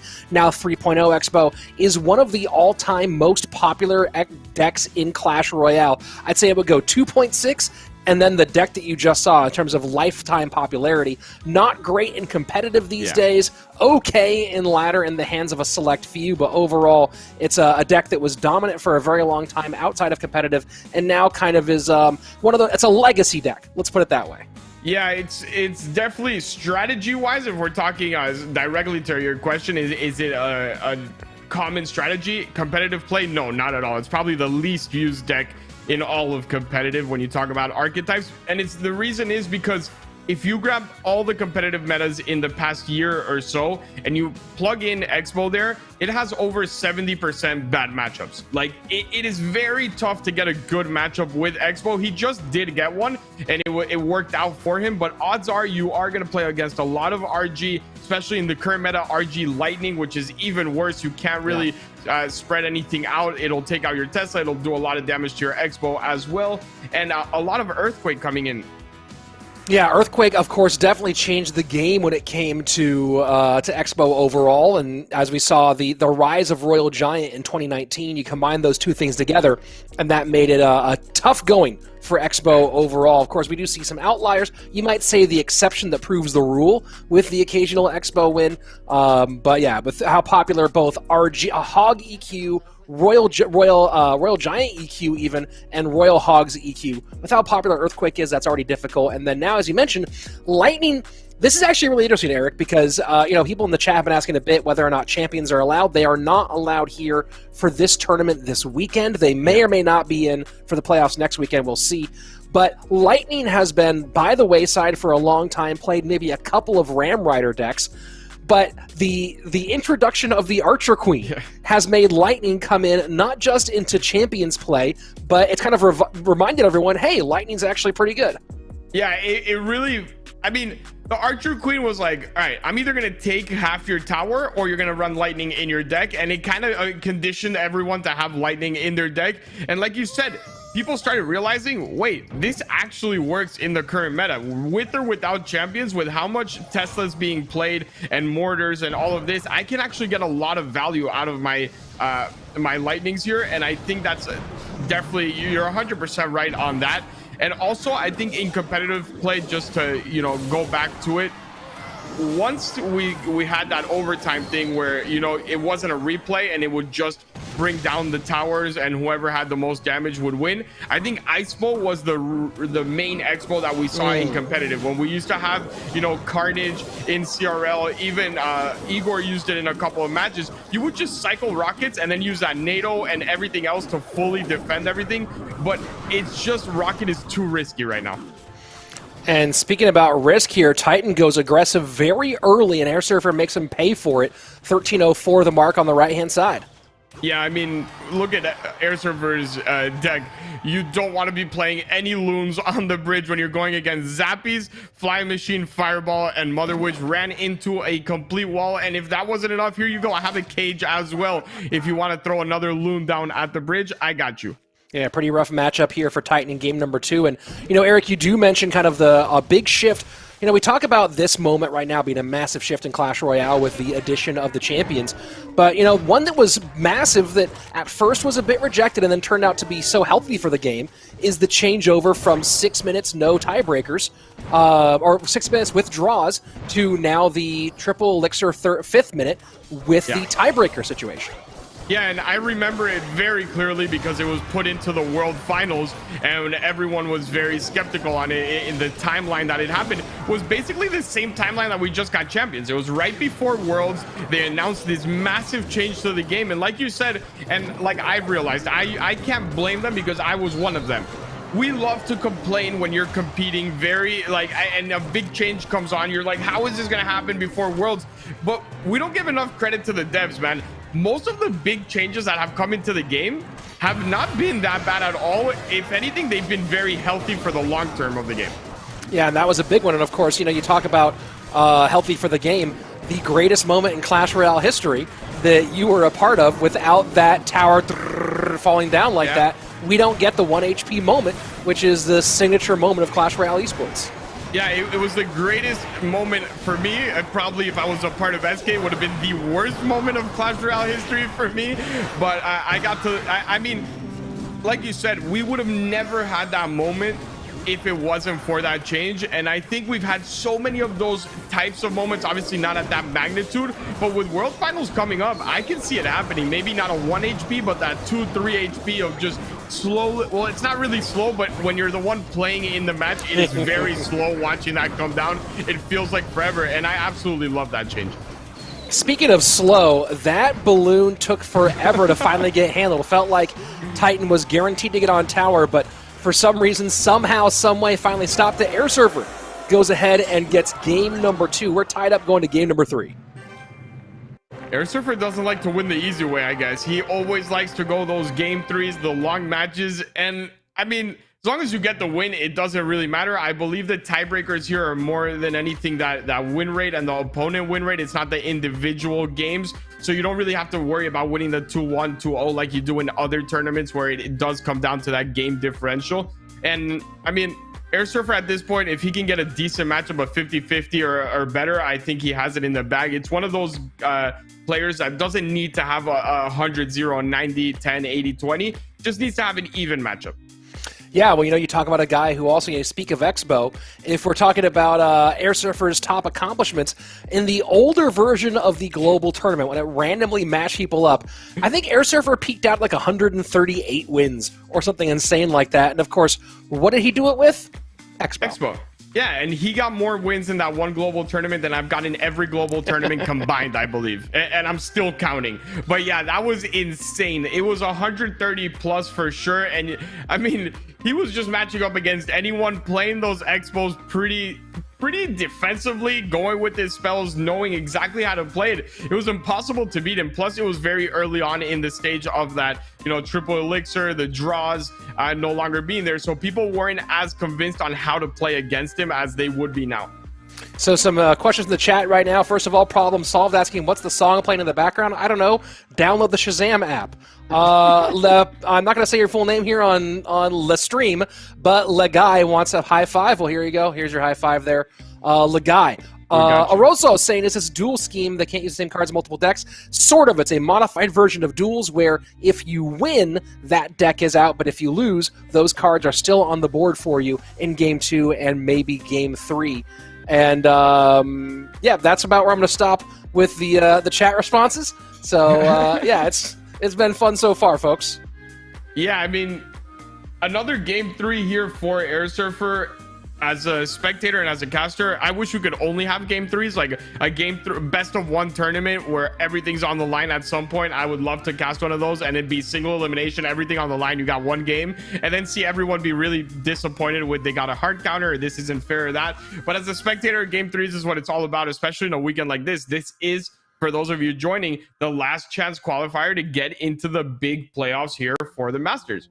And we should be with that game in just a couple of moments here between Titan and Air Surfer. Game number 1, Titan won with 3.0 Expo. So that does mean Fireball and Log both out, as well as Tesla. So while Expo not very popular, the other 7 cards in that deck, Knight, Archers, Skellies, Ice Spirit, all pretty central overall. On the next game, it was Air Surfer running, knowing Fireball's out. Well, sure, he went Mother Witch with Royal Hogs in game number 2 and got the win there. So Mother Witch out for Air Surfer, Fireball now out as well for him. So no Fireball on either side of the board. Very interesting. We're going into game 3 picks here. We saw Titan go with 6 Loon in game number 2. Now that you have this out, do you think maybe he just runs it back again, tries to play some mind games here with Air Surfer? I was going to say maybe both of these players are considering using their original decks. I think the original deck, though, from Air Surfer did have Fireball as well. He played that graveyard with Fireball, but maybe you can go ahead and switch up that spell. I think if you do run into Loon and you have all that NATO and the Baby Dragon and everything, it does match up well. So I wouldn't mind seeing Air Surfer go back to that. And Air Surfer, if by any chance you're listening to this, I'd love to cast an Icepo game as well if you want to throw it out there. I don't mind it. If he goes Loon as well, you have a great matchup. You can always rocket that Loon. You have Tesla, you have everything you need, but he's going Miner and he's going to some of the... I mean, Air Surfer, when you think of Air Surfer, his top 3 decks are always Miner, Expo, and Royal Hogs. Whenever we would prepare to go against him, if any of our decks did bad against that, we knew we were going to lose the set. So if you're preparing against Air Surfer, that's probably the best solution for you. And looking like minor control here for Air Surfer in game number 2, or game number 3. Remember, he does still have Tesla available. It goes with Mortar instead, so a bit more offensive firepower. Yeah, and this Mortar deck, if you take out the Mortar and you would see a Tesla sometimes, that is the minor rocket deck, right? The minor Dark Prince, Tesla Skellies is usually run with Rocket. He's running a variation of Mortar here. And not a lot of success has been found with the Miner Rocket. I have to be honest. I casted, I think, 6 or 7 matches of that deck, and they've all lost. But for some reason, the pros like to use it. And the E-Barb's in here for Titan. Sorry, I was trying to read the Spanish in the chat here. And Mashi asking, how many cups do you have? How many trophies do you have? I have 4,600 trophies. Did I translate that correctly, Eric? I think I got that. That was good. I mean, maybe we take over the Spanish CRL cast next year. I don't know. You've been practicing? I never took I took Spanish for like 3 weeks once in 4th grade. I'm just a Californian who now lives in Texas, and that's all I got.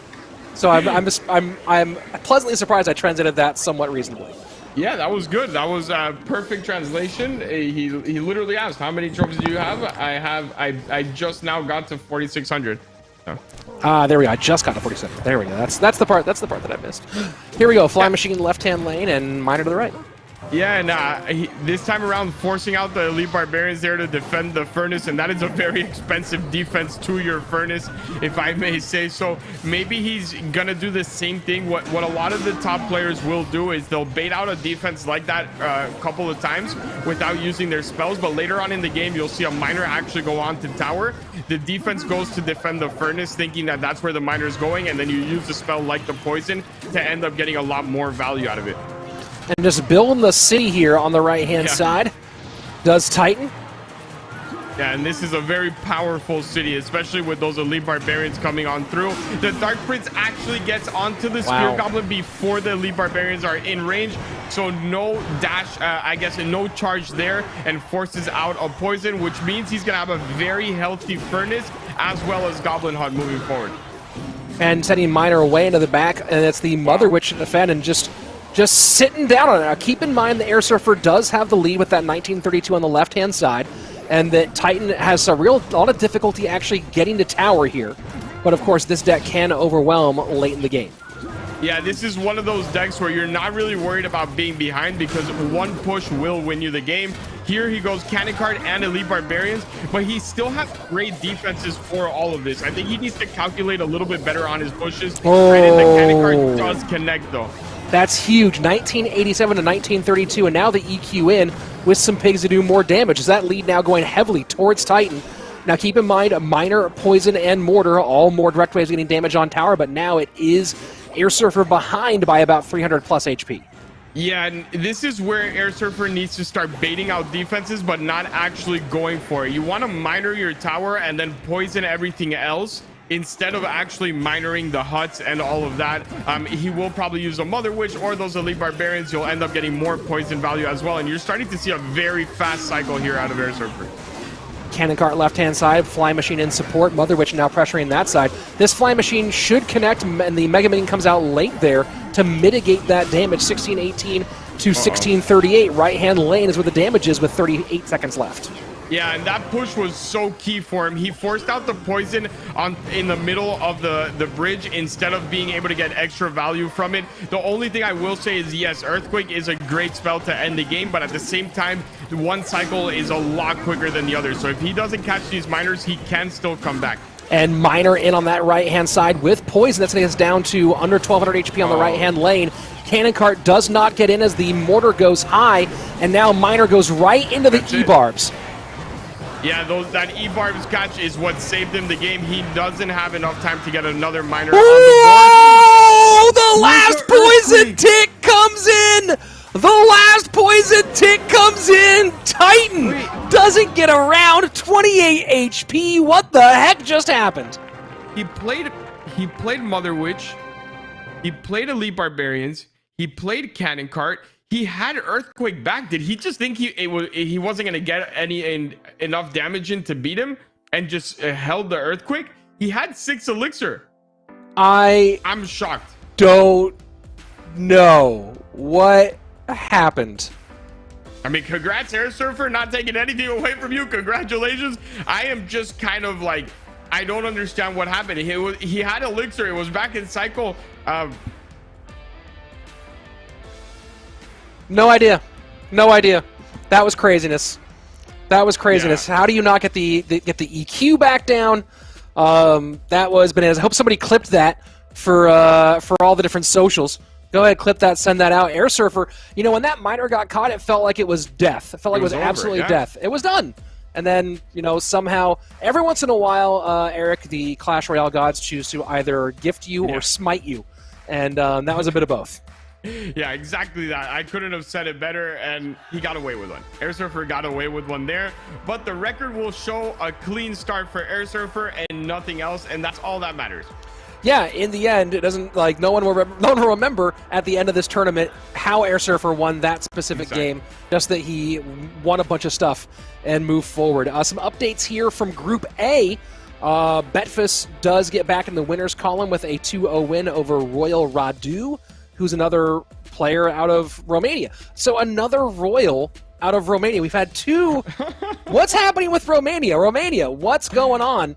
Mohammed Light wins 2-0 over Adilero, so a nice another win there for the current world number one. Omer takes a 2-0 win over Inthril, so a rough fall there for I believe the Polish player in Inthril in that one. And Mini Minter goes up against the man who maybe he was meant to replace. He didn't actually play on Pan Gaming. He was meant to replace there in Wen. So a 2-0 win over Wen for Mini Minter in Group A. Yeah, and Group B also has a lot of 3-0s right now. We have Blazer, depending on how he says it, because he's French. So I don't want to go with Blazer. Yeah, exactly. I'm just going to leave it at that. Topic, Air Surfer Traction, who we saw get an early win over Agony King. He continued winning. He is 3-0 right now in that Group B as well. So Agony King did win his next 2-0, sitting at 2-1. He still has a shot, but it's going to be a tough road ahead of him. Well, speaking of tough roads here, facing a very tough road to come back in this one in game number 3, and Lava with the Flying Machine up high. Flying Machine does stay behind the Lava Hound, so that's good news for Safe. Yeah, we've seen this matchup go the way of the Electro Giant already today. I would have loved to know what happened, how he took this much damage, because he has answers, man. He has Inferno Dragon, he has NATO, he can even use that E-Giant defensively as well, and he loses the tower pretty straight up. He needs to be very proactive with those with the Barb Barrel. As soon as those barbs are going to come down, you need to Barb Barrel, and then 2 hits from that E-Giant will take everything out. Well, Eric, he has all these different cards, all the answers, the NATO, as you mentioned, the Inferno Dragon. Does he have thumbs is the big question, though, because if you don't have thumbs, this game can become a lot more difficult very quickly. Yeah, and I mean, look, one good push, and there's no reason he shouldn't have won this game, in my opinion. He did the Barb Barrel on the barbs themselves. He took him out after they hit the E-Giant twice, and then he got like 1,500 damage in 5 seconds.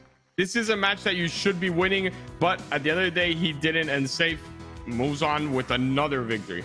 Big time win there for Safe, so GG, well played, as he will continue adding wins to his record. Speaking of wins, updating you right now, Boss getting a win in his round 3 matchup against Golem Master, so the American Boss currently 3-0 through his games played so far.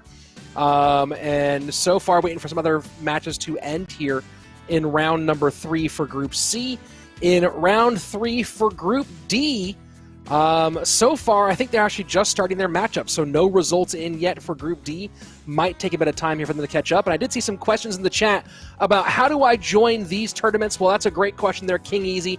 Let me tell you, there's a couple ways. First, here for RoyaleMSTRS specifically, this is the end of this version, but I suspect there'll be more in the future. If you do Command Discord in the chat, someone might do that, Command Discord, you can go to the RoyaleMSTRS Discord and find out all the information for this and future tournaments. You can also follow RoyaleMSTRS on all social media at RoyaleMSTRS. I don't know if we have a fly-in for that one in the booth, but if we do, at RoyaleMSTRS is RoyaleMSTRS on all social media, on Twitter, on Instagram, wherever you might find it. And of course, maybe most importantly for finding any esports information, go ahead and follow Clash Royale Esports at Esports Royale on Twitter, at Esports Royale. All these different tournaments that have qualifiers, whether they be RoyaleMSTRS, whether they be the variety of tournaments like the Bren Chong Cup, the CWA Cup, the AMG Cup, those type of events, when they have open qualifiers, Esports Royale tends to tweet those out so you can find opportunities yourself to go ahead and play. Yeah, I mean, look, it's like you've been doing this for a long time. That was very well said, a lot better than I could have done it. So I'm glad that you were the one to answer that question. That's why I just, I'm not. I'll let you handle the questions from the chat. This is your Q&A. Yeah, well, I've done a few CTAs. That's calls to action. If you guys don't know the lingo there in the chat, CTAs, yeah, I've dropped a couple here and there. Of course, that's normally Andrew's job when we're casting, but I'll take up that responsibility, Eric, in exchange for your insight here as we go into game number one of our CRL World Finalists, a guy who I picked as my dark horse pick to qualify back in April, and that's Furkan. I mean, that was a good call. I don't think many people would have called Furkan as a World Finals qualifier. I guess it's not that many players that move in, and when you actually look at the list of all the players competing, I don't think he was at the top for many people. So, good call to you, man. Thank you. Well done. Well played. Well, it was a combination of me believing that he would do very, very well on ladder consistently and do well enough in Swiss. Like Furkan hasn't quite turned into a top tier competitive player, but he's always done well in competitive. So I was looking at this at the whole field when we got into April, and it just looked like he was very well poised to continue doing what he was doing and not get derailed from it. So consistency, we talk about that. Consistency might be better than big moments. And you talk on one side where Furkan was consistent but never flashy, auto-qualified for World Finals, whereas you have Ta, who won one monthly championship, but then squeaked his way into the LCQ and didn't make it through. So, again, I will say, name of the game. I will say, Ta still took home $20,000 from that monthly finals, though. So. Very true. Very true. He already guaranteed himself what I guess every World Finalist guarantees, but there's definitely a higher ceiling for Furkan to make a lot more, and also, I guess your name is down in history forever. Everyone wants to say they made it to a World Finals, they competed in a World Finals, and like you said, the big call there was the fact that ladder was so important. You see someone like Anaban, right? We never really saw him have any success in making it to that monthly finals any season, but he was at the top of the qualifiers because I think he won like 6 ladder seasons. Yep, and Anaban was on my list as well of people that I picked. I'm not going to keep bragging that I nailed it. All 5 of my picks made it to World Finals. Not a big deal. It's okay. I mean, I give you credit for the Furkan one, but I think everyone had Anaban qualifying in this format. There was no shot with ladder being in play and all those points that he was not going to make it. The same with Igor and all those ladder players. The one that surprised me, obviously, for the worst was the fact that we aren't going to see Wero qualified into that World Finals. I would have loved to see him. I know he couldn't play the first seasons because he had to start his account from zero for some account troubles. But I mean, you play a risky game, you get a risky something, right? That's how you say it. Yeah, play like that. Play stupid games, win stupid prizes. Exactly. I think maybe the way it goes. Yeah, let's go like that. Let's go ahead and catch up on chat here for a moment. And Yogurt says, follow most social media. He's going to follow Rest later. Thanks, Rich. Yep, go ahead and follow all those socials. Of course, follow me and Eric as well, at EB7, at Rich Slayton. And you can find out tons of ways to get involved in competitive Clash Royale. Of course, not this one, as is the LCQ. The doors are already closed, but of course, we might see you around next time. Are champions allowed in the series? Nope, not for this one, but maybe next weekend. King Easy saying, I'm on Discord. RoyaleMSTRS next time is something I can join. Keep an eye out. Look, we're not sending you a carrier pigeon with a calligraphied invitation to these events. If you want to compete in Clash Royale, if you want to take it seriously, want to go for it, then go ahead and pay attention. Stay on it. Stay focused. Keep an eye out on these Twitters. Put notifications on for the Twitter accounts that I mentioned beforehand. And that way, when the open qualifiers do happen, you won't miss them. So there you go. Let's see. Go ahead. And to add to that, just for the people that do want to be in these tournaments, I've had so many questions on this in the past. I missed the qualifiers, this and that. Really, you have to make the effort because there are so many players in the Clash world trying to get to the top level, the pro level, that if you put in the minimal effort, you're going to miss out on all these qualifiers. You're going to miss out on all these chances. And the honest best way to get in on all of this is make a Twitter account. If you do not have a Twitter account, Clash lives on Twitter. It's just the way it is.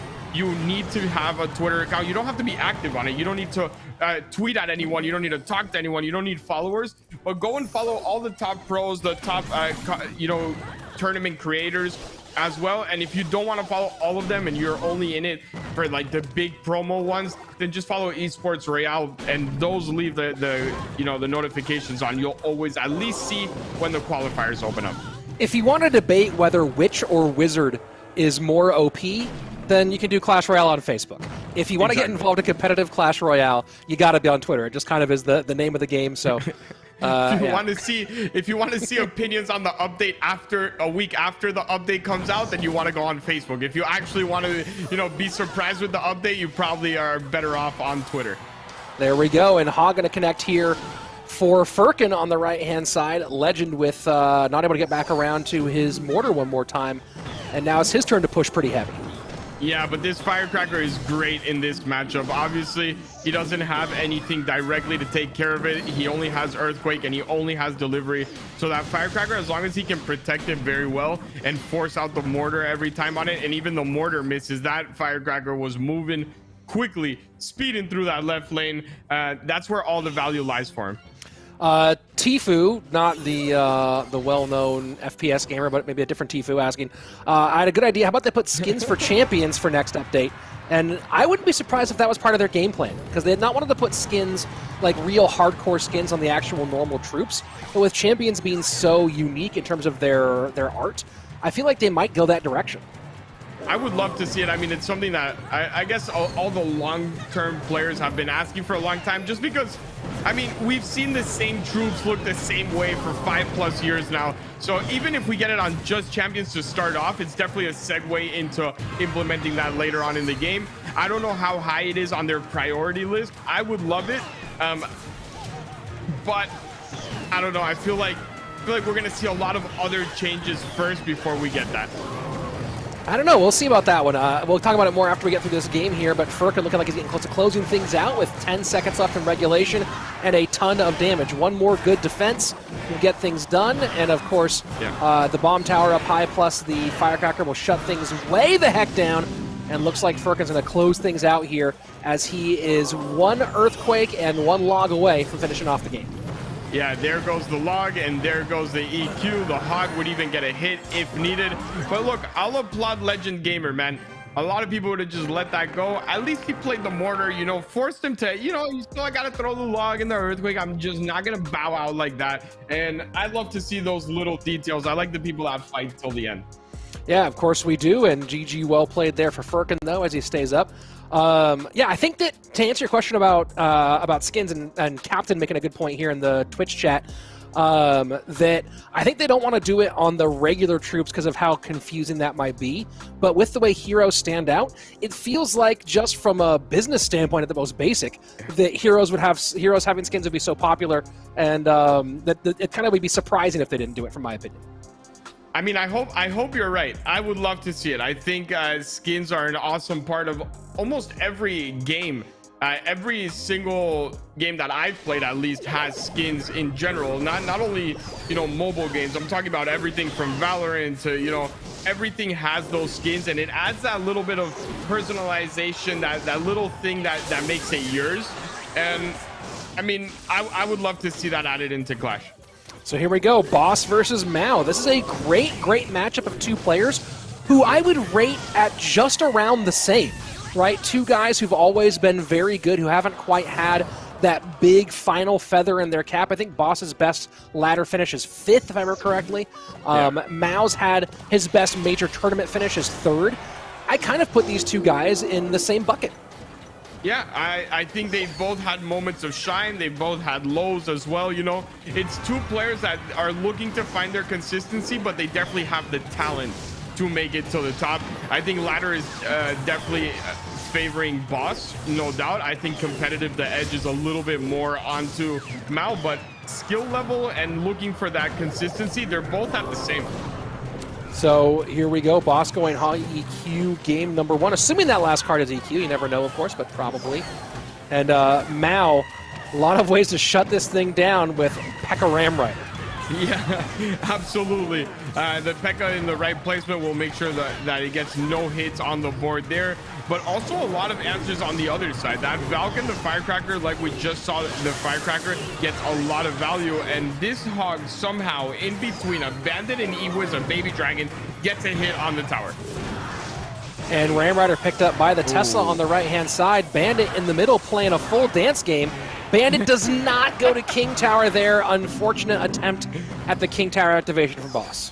Yeah, if that Firecracker would have actually got one more hit off, then it would have gone over to the King Tower. So the one time you actually want the Firecracker to get a shot off and hit your troop, it doesn't do it, and pretty aggressive lightning there. Very aggressive, but ahead on Elixir, so happy to do it.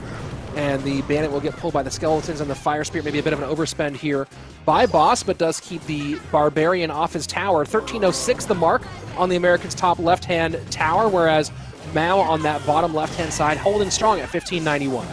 Yeah, he missed the Valk placement there. The Ram Rider is just keeping it in place, forces out the Skellies as well as the Fire Spirit. So that Valk placement miss there forced out a lot of extra defense that wouldn't have been needed if he just played it directly on top of it.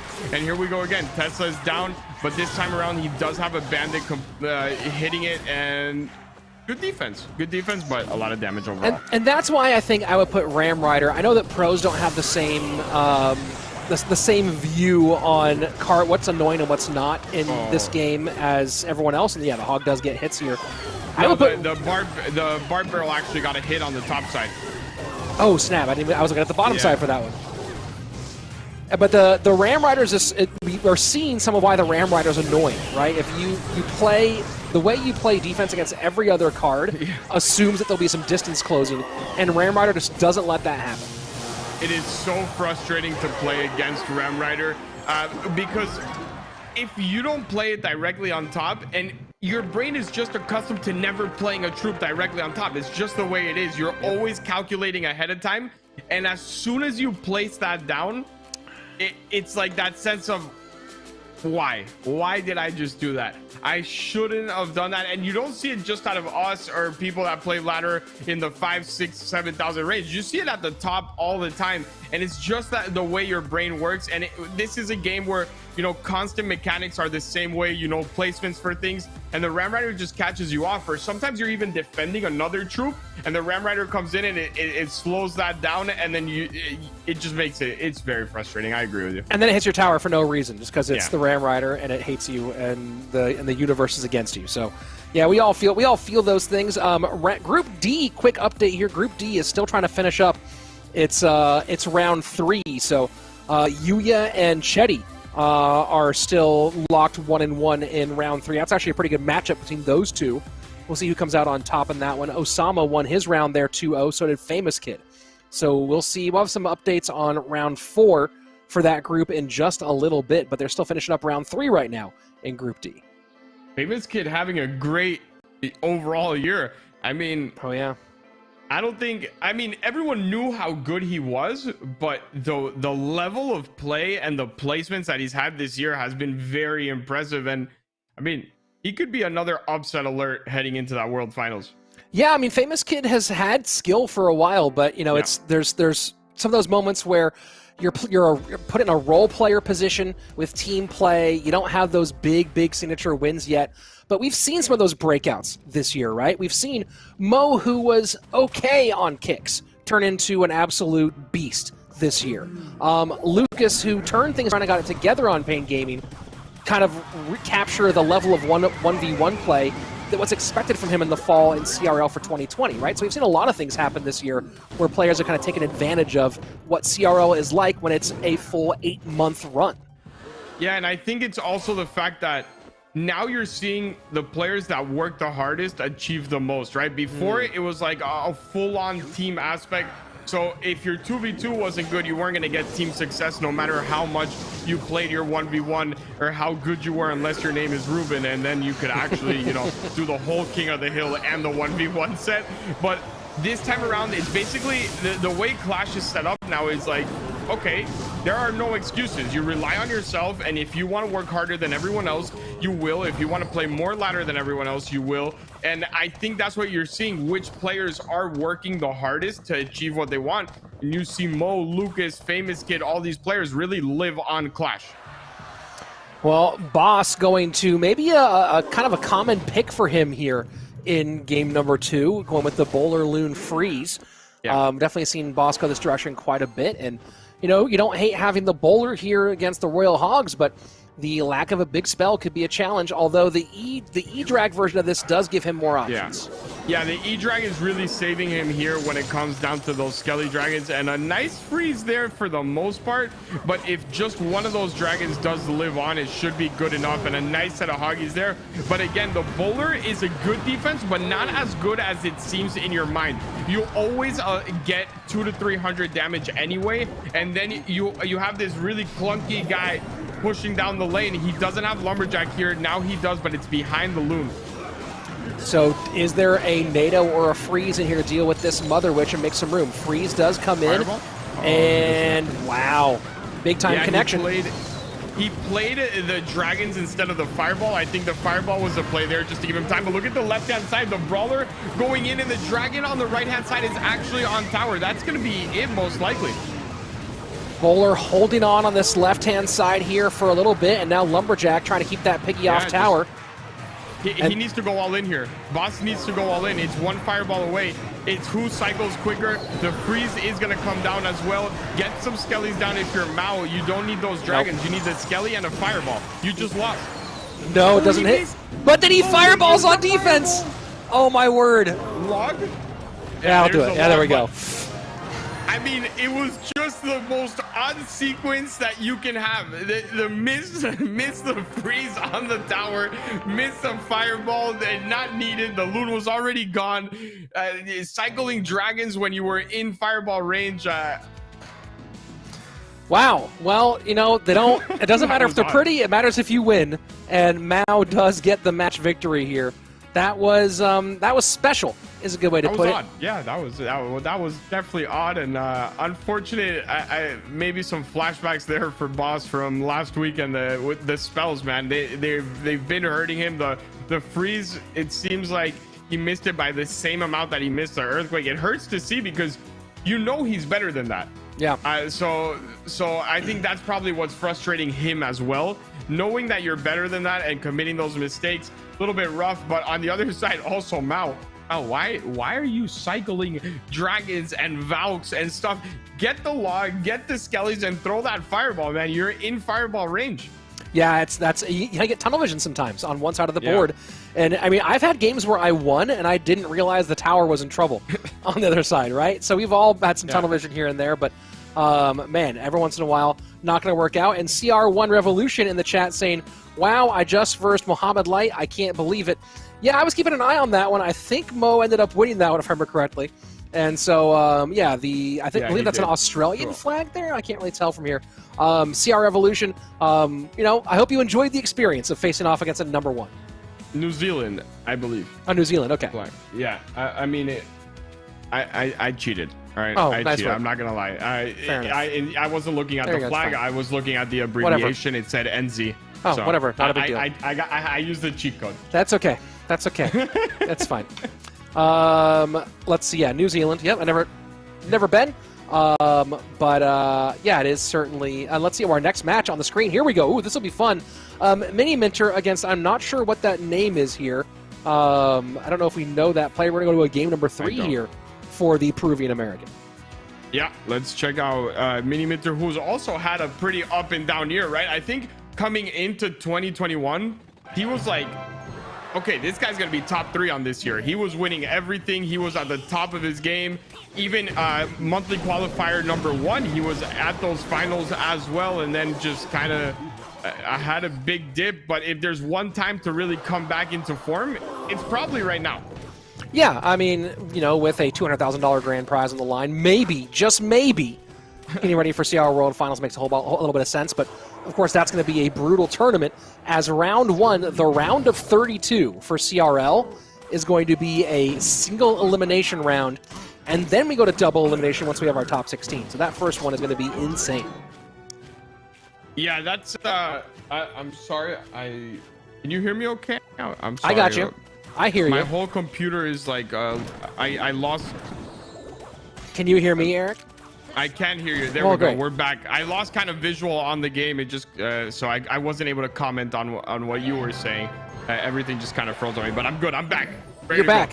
What I was saying was that that first round of CRL being single elimination for the top 32 is going to be real rough. That's going to be a brutal one. And of course, you get 15K just for qualifying, but you jump up to, I believe, 25K. You add another 10 just for that one BO3. I can't imagine being 16 or 17 and playing one best of 3 for essentially $10,000. The most pressure I had was telling my mom that I didn't want to go to dinner on time because I wanted to play Call of Duty for a little bit longer. And I was nervous just to go tell her that, right? So, I mean, $10,000 here on the line for every match in Worlds is definitely a big deal. And like you said, that first match is the only one single elimination. So all the marbles riding on that. Yeah, that's a tough, trying to figure out how you format a big tournament. It's going to be a 3-day event as well for CRL Worlds. I was thinking in my head of like, what do? Do you split it into 2 16-person double eliminations, but only the top 8, and then make a double elimination? There's so much, it's so hard to figure out the correct format here. So what we're going to have is a really exciting and frightening day 1, and then we'll get into day 2 and day 3 with a bit more stability. Yeah, exactly that. And I think that I like the format. Obviously, if I was a player, I would have loved the full double elimination, but it seems like you get the best of both worlds. Everything double elimination, we would need 5 days to do probably with how many matches are there. But overall, I think it's a great format. I think it's also the first World Finals that we do get a double elimination. A lot of people were saying they didn't like, I don't really like the fact that it's only single elimination for 1 day, and I'm sitting there like, yeah, you don't like that? I have to run through a full single elimination where I was 1 HP off going home. So be grateful at the fact that you get 2 days of full-on double elimination. Well, right now we're in our final 2 minutes and a little bit less here between Mini Minter and I Don't Speak Russian. So 20:51 to 16:52 right now, and the lead going to Mini Minter. Yeah, and another... I feel like every pro has been using this deck, right? This is like the pro meta deck right now. It's the Hoggies, EQ, Mortar over and over again out of the pros. It seems like if I'm running into a pro player in this tournament, I am really preparing for this deck because I've seen it in every single set. Well, so far it's working out well for Mini, and I think we've seen it win now 3 times in a row between, I'm pretty sure, Air Surfer won his game with this one, and so did Mo, and now Mini Minter looking like he's going to win this one as well. So you have it right on the money there, Eric. This seems like the pro meta deck for the moment. Yeah, and here we go. Big push out of him. Oh, boy. And the Mother Witch is actually going to go down to the cannon card as well. That log is not enough to take down the cannon card. So if that knight can take out the Fisherman, this is more defense needed, and GG, well played. And, sometimes you recognize that you're done, and the white flag goes out in the form of a fireball. Mini Minter going to move on to, I believe, 4-0. Let me go ahead and confirm that one there, but I believe that's me, Mini Minter now joining the 4-0 group. Not too shabby, and so far all the top players really holding it down as expected from what I'm seeing here. And anywhere that group, wow, that group A is strong, man. Mo, COK is another top ladder player as well. Mini Minter, Omer, Emix, another top ladder player. So you have a lot of very good players in that group A. It's definitely, we spoke about YTY early on, like you played Mo first, and then you look at the rest of the group and you're like, oh, you played Mo first, but if any of these guys lose, then you have to play them as well. Group A is really tough. Well, I'm also trying to figure out who that Japanese player is that, so I'm going to go ahead. Sure, yeah. I'm going to go ahead and put that name into Royale API, see if it pops up with anything. Well, it says Pro, it says Rising Sun. So interesting. Also known as Paradox, but I'm trying to figure out who this might be. CRL round 3. Wait. CRL round 3? Oh, that's Ta. That's Ta. Wait, is it actually That's Ta? Ta. That's Ta, yeah. It says CRL round 3, number 1. That's Ta. Wait, Ta's popping off. Ta's popping off right now. Ta's back. Taz 4-0 in the business. Let's go. All right, nice to see him back up there, man. He had a rough couple of months for sure after that big win. Ta currently 4-0. I was like, because his profile is so minimal, right? It's like, it's 2 Star Championship events and a New Year's Cup. There's like 5 total entries, but one of them is winning one of the monthly championships for CRL, and I was like, oh, that's tough. There we go. Yeah, I think all the other top players, Japanese players that have had those big wins also have like, it's like the Mikus and, you know, Mugi and all of that. That's like the top players that you go down and it's like reading a book. Yeah, I mean that's how I felt originally about Surgical Goblin's list, then when he started popping off Ruben's list, we were like, how many things can one guy win? Cut it out. Yeah, I remember when that feature came out, I went to check mine and I was like, oh, I have a really good profile. And then I checked all my teammates' profile and I was like, wow, I have a really bad profile. Well, speaking of really bad position here, Goku in a lot of trouble. Does pick up the Royal Giant with the Inferno Tower high, but Adriel looking like he's just one don't make a mistake away from closing out this game. Yeah, that's it. That's game over. And well, it is 1-0. It's not a full-on match over. Adriel is only up 1, but he's without a doubt the most experienced rookie I've ever met, and he should be very strong moving forward in the future of Clash. Yeah, Adriel, we talked about him a little bit, especially after the last monthly final. You make a short list of players who look really good for next year, right? Like have breakout years. Adriel, obviously, Arden Toas, another guy on that list. We've already seen Brew here earlier. Ian, who I believe qualified. Did Ian qualify for Worlds or did Ian miss Worlds? Ian missed Worlds. I think he lost the second match of LCQ.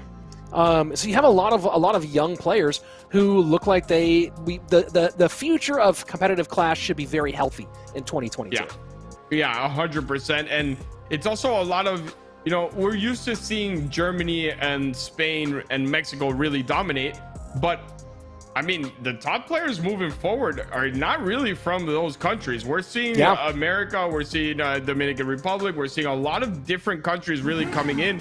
And I really like that, man. I look, my family's from Spain, but some part of me is like, all right, I want to see USA back where it used to be back in the day. I live here. I want to see the same level that we used to see. Right now, it seems like everything really falls on Air Surfer.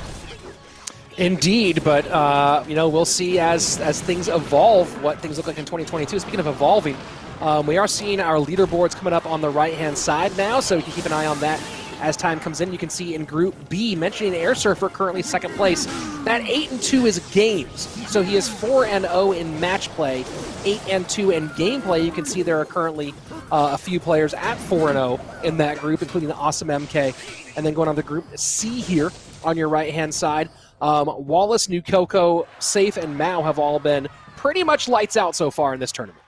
Yeah, absolutely. And Nikoko without any game loss is also really impressive. We know him for using that really weird one-trick deck in ladder, but I think early last year is when we started to see him actually incorporate into some of those tournaments, whether it was small ones with Drexen or then the Rebel ones. And I think he's starting to get a feel for how to actually play and get an advantage using his one-trick deck to his advantage. That's something a lot of the one-trick ladder players have to learn and adapt to. It's, you don't have to use it, but you have to use it in the sense that they're always having to think about it, and the best way to plan is what do they think is the best counter to my deck, and then try to go with a counter to that. And I think Nikoko's finally figuring that stuff out. And now here's Adriel playing Golem, which we don't see a ton of. Of course, we saw a bit more of in the LCQ than maybe we might have expected. And we're not getting a ton of success here for Adriel, though, in Game 2. Not a ton of success right now, but if he can hold on a couple more pushes, this one was going to get really tricky if it wasn't for that E-Wiz coming down the last minute there to stop the Baby Dragon from taking off the Spear Goblins. But overall, I still think he has a chance if he's able to get a nice Golem with the Lumberjack push behind, and the Lumberjack is always being forced out in front. That's the biggest problem for him. This Dark Prince is going to do a ton of damage on the left-hand side. He needs to be careful. And there it is. Lumberjack no longer able to accompany. Yeah, no Bar Barrel and Cycle for the Dark Prince, so Lumberjack going to be wasted to that side. And of course, Mortar pulling in the middle. But nice dual lane pressure here from Adriel, putting some real screws down. Yeah, this is a smart bar barrel there to keep his Mega Minion alive as well. The Baby Dragon takes everything down, and now the Lumberjack is in full force. Lightning here for whatever comes down could be huge. And Lightning does come in a little bit late. Doesn't matter. Look at the work here from Adriel. My word, this kid has got guts and gets it done. That was a very nice way to play Golem. I know a lot of people don't like to hear that full sentence, but he made it work. That cannon cart on the left actually won him the game. It forced out the Dark Prince, and then he went out with the Lumberjack when he knew that only a miner was there. Lightning came in, and that was a GG. Well played, and Adriel really, really playing well. Yeah, I mean, that's what we've come to expect from him, though. You know, he's a guy with a long history in Clash Royale, obviously. But, you know, you look at a group of guys who are getting really, really good at a time when, you know, we're getting close to retirement season. Right, we have a lot of players who've been pushing very hard this year, and at the end of every World Finals, we do get a group of players who decide to hang up their fireballs. I don't know what you hang up in Clash Royale, hang up their crowns, and move on to something new. That's going to be coming here in December, January, most likely for a number of players. You look at a player like Adriel, and it seems like next year it might be the sky's the limit for him and his class. And to be honest, I think this year we're gonna have a lot of big names that are retiring, like big time names. If I obviously have no information on any of them, but just looking at the way the year has gone on, it does seem like this might be Morden's last season. It seems like it could possibly be someone like Ruben's last season, because yeah, Ruben's really young, but he's been doing it for so long and competing in so many things that if you realize the amount of things he plays in now is not even close to what it used to be, and that is a very close finish in that match as well for Awesome MK. And I think Ruben's like very big on Valorant now as well, hitting those immortal ranks and all of that. So I mean, it could be a great time to be a rookie moving in and at the top. That's what I think. I think there's going to be a lot of room being made by players who, the grind on this game in particular is a very brutal grind, especially because, you know, there's so many games where the grind is you pub stomping and just having fun.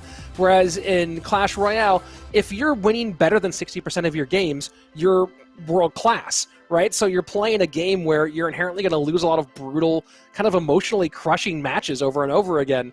This is a hard grind for this game. So you have a lot of players who might move on. Of course, yeah, I think I expect also that this is going to be, dude, Fancy Monster. What are you talking about? Run the jewels all day, brother. Come on.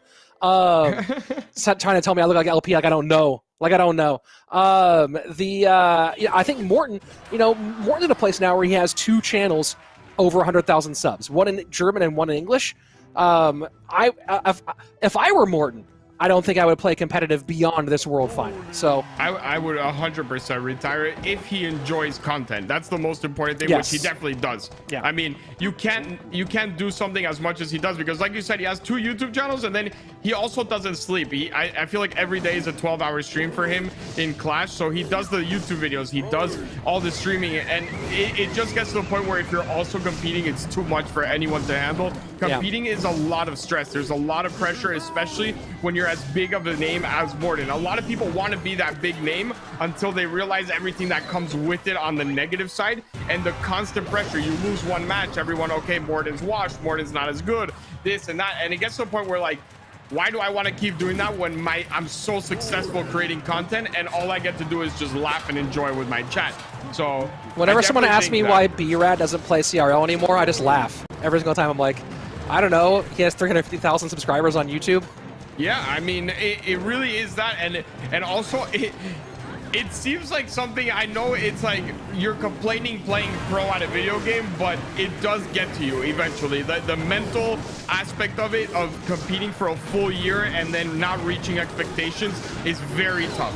It is very tough, and Morten has had to deal with that more than anyone. Yes, second place is still a phenomenal placement, but everyone expects first, and constantly that second place, it has to hit a toll at some point, to where he's just like, you know what, I'm gonna stream, I get to vacation whenever I want, I get to do whatever I want on my own time, on my own schedule. So Hero Man asking in the chat, who is RS Ta? Yes, that is Ta of Rising Sun Esports, so that's the month 3 CRL champion for this 2021 run up against Mohammed Light. So you have two guys who both have had success in Clash Royale esports, different kinds of success, obviously, but this is a big match. And this is one of those ones where if Ta can win this one with some solid gameplay, you know, and I've been one of the critics of Ta. You know, he got some really phenomenal matchups when he beat Sandbox and when he went on his run in that third month. But I've definitely been one of Ta's critics overall, and some good wins with solid gameplay against top players like Mohammed Light could certainly help quiet some of those voices. What I really want to see out of Ta is if he could win those 50-50 matchups, because that month that he won, he was a better analyst than Julesy throughout. Like it was 100-0 matchup after 100-0 matchup after 100-0 match. Like that was god tier analysis throughout that whole monthly qualifier. But where you see the true level of the player himself, obviously I don't want to take anything away from analysis because it's a big part. But the real skill level is in those 50-50 matchups. If you could beat those top players, that's where you see it.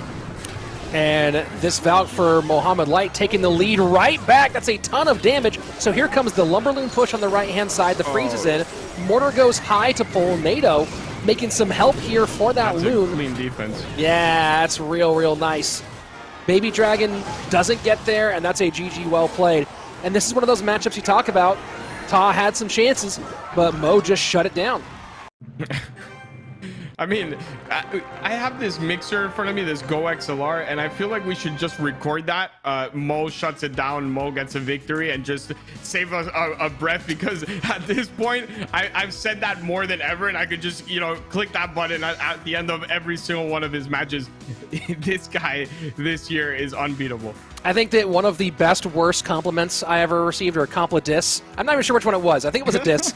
Was season 1. Someone said that I sounded like we sounded like FIFA, because there were so many things that were just like things that you get put in there. And every once in a while, I'm like, dude, you know what? Let me just load up the soundboard, and when I'm not casting, I'll just have a soundboard. It's like pressure on the right-hand side. You know, you gotta call out the numbers here and there and tell some stories, but. Every once in a while, you it would definitely be fun to cast a full match of Clash on a soundboard. Just like pressure on the left, he should have defended here, he should have done this. Oh, good matchup for the player on the blue side here. I think you could definitely make it happen. How much could you pull it off by just faking it? That might be. That has to be. That's a YouTube video right there. That's content. Absolutely. I mean, that's on you, man. My YouTube, sadly, rest in peace. My YouTube, it's just. It's not for me, man. I love the interaction with people, but the YouTube side of it, I don't edit, you know, so I have to go get my stuff edited by someone else, and then it's all like this: send it here, get the thumbnail from this person, bring it over here, upload it, and then it's just too much for me. Well, right now it's been too much for Ta in this opening game so far. Mohammed Light taking care of business. As we go take a look at Group B for the moment, Topic is 4-0. And currently in the lead on his group, but I'll give you an update on his round 5 matchup in a minute. Eunice did win his round 5 matchup, so he's going to go ahead, and as soon as that one gets loaded, I believe that's going to move him to 4-1. So Eunice still in the mix there in that group. Agony King still in the mix there in that group. Magma also at 4-1. Jonah, Awesome MK at 4-0. So a lot of people in that tight Group B, of course, still undefeated is Air Surfer. No shocker there. No shocker there, and no shocker here either. I mean, I would not be surprised to see Mo go undefeated in his group. Obviously, there's still Mini Minter and some other players, but I think he's just one step ahead of everyone else. And at the same time, you know, he wants to qualify, but this is also a big moment for him in practice terms. Everyone expects him to win Worlds. This is like all this lead up. This is the best tournament you have as practice until World Finals. So qualifying here today and then having another weekend next weekend to practice again when you're so close to the World Finals is very, very important to Mo. And I mean, you can tell how important it is. He is 9-0 in games right now. And there's some. I'm trying to figure out. Oh, and Greco is about to play Wallace in Group C. So let's go ahead and key that up as our matchup after this one. They have not started yet. So you talk about that's a World Finals matchup. Right now we have Tav versus Mohammed Light. And after this, I'm going to see if we can queue up Greco versus Wallace, because that literally might happen in World Finals. Yeah, that is definitely a match to... I mean, we're not missing that match no matter what. That is a top match. And I'm just going to double check to make sure that isn't actually the match from that first round, because I know that there's a few of those. Let me go ahead and check and see who is Wallace playing. No, he's playing Famous Kid, not Greco. Okay. Greco is playing Igor, your boy, in round 1 of World Finals. And Wallace will be up against Famous Kid. I don't want to talk about that match. That, I mean, gonna give Igor an easier matchup, man. Come on, Greco round 1. That's gonna be one of the best round 1 matchups, no doubt. That's gonna be a whole lot of fun. And here we go with Ta going right back to Bowler Loon Freeze here against Mo. So it didn't work once, and he goes with it again, and it ends up against let's see, a Ram Rider, an E-Wiz, a Snowball. Ends up against a brick wall. Yeah, and you know that bowler when it's about to cross, and then you see the P.E.K.K.A in front of you, and it does absolutely nothing to it. Yeah, that doesn't help either. Yeah, this might be you know that matchup magic for Ta running out here. It looks like, so it should be a pretty nice and easily sewn up one here for Mo, and then we'll go ahead and get Greco and Wallace in Group C for your next matchup, because that's a bang. Yeah, that's definitely a great match, and here we go. He's going to have to freeze this if he's going to want to be able to defend. He doesn't freeze it, and there we go. The freeze does come in, but sometimes you just got to freeze defensive. I know it's not the option that everyone loves to do, but sometimes you don't really have a choice. This bandit still should get a dash onto tower as well, and more damage coming in. Yeah, that one's really, really rough, and you saw the bowler had to come out to that left-hand side and couldn't do anything to help with that right-hand lane, and you see so far, look, Greco's able to, I mean, not Greco, Ta's able to put together some defenses, but none of them can become offense, and they all require overcommitment. So it's been a rough go so far. Of course, this is Bowler Loon Freeze, which means all it takes is one, but finding that one against Ram Rider, E-Wiz, and Snowball is going to be very difficult. Smart. Snowball, yeah, that was so smart.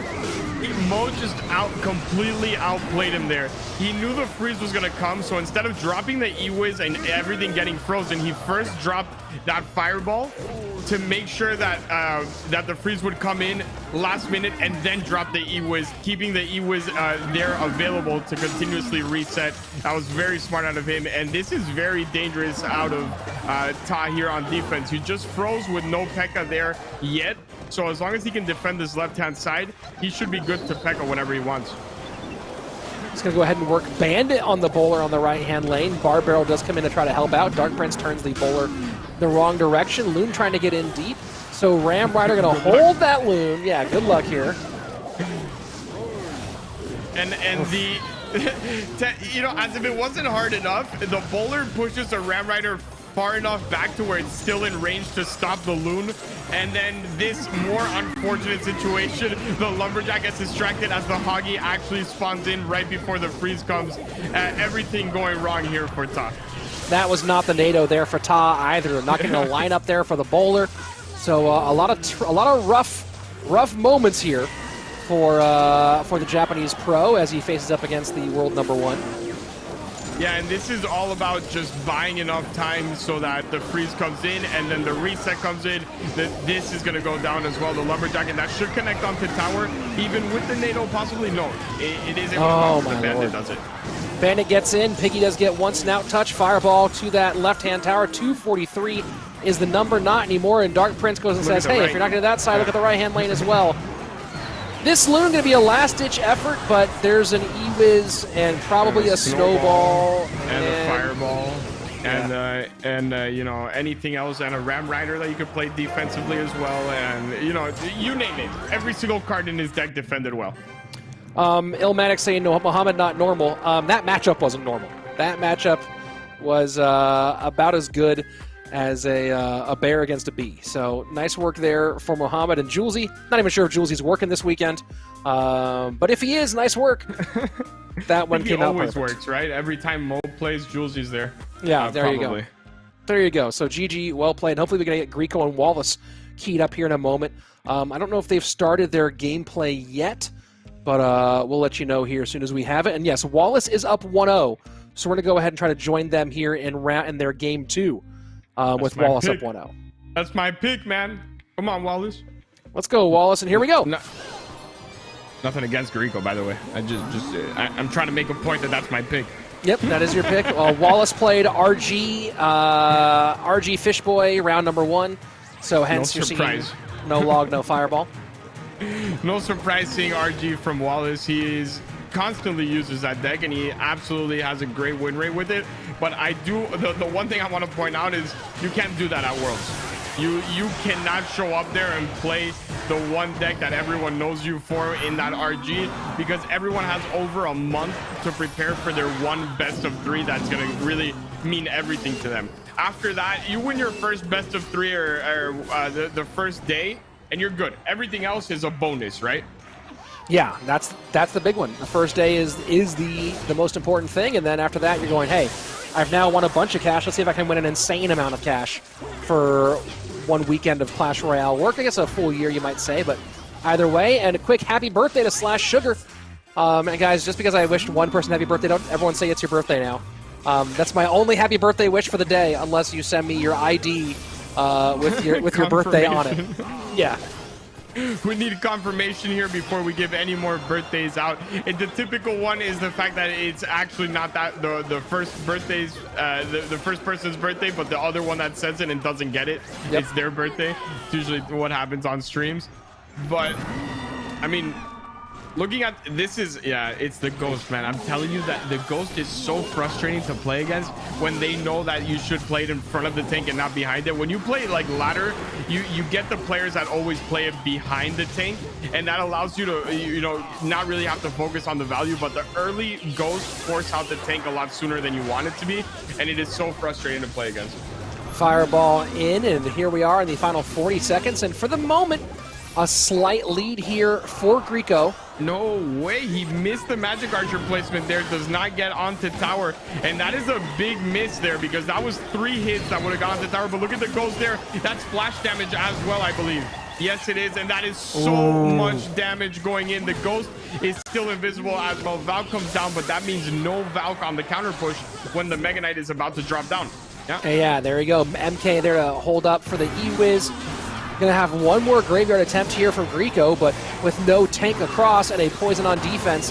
And there you go. Greco waves the white flag. He knows it's over. GG. Well played. Wallace staying undefeated so far in this tournament. Yeah, that was... I mean, that was rough to watch. It's unfortunate because it seems like the P.E.K.K.A deck, a lot of people run it with Fireball now, and the one time he runs against Poison is the ones he uses Graveyard for. So I mean, just tough to watch. So Wallace does take his win, and we'll be back in a little bit here, folks, with some updates on status and what the scores are. But for now, we're going to take a short break here. Don't go anywhere. Our final 2 rounds of day 1 on Royale Masters Last Chance Qualifier coming at you here in just a couple of minutes.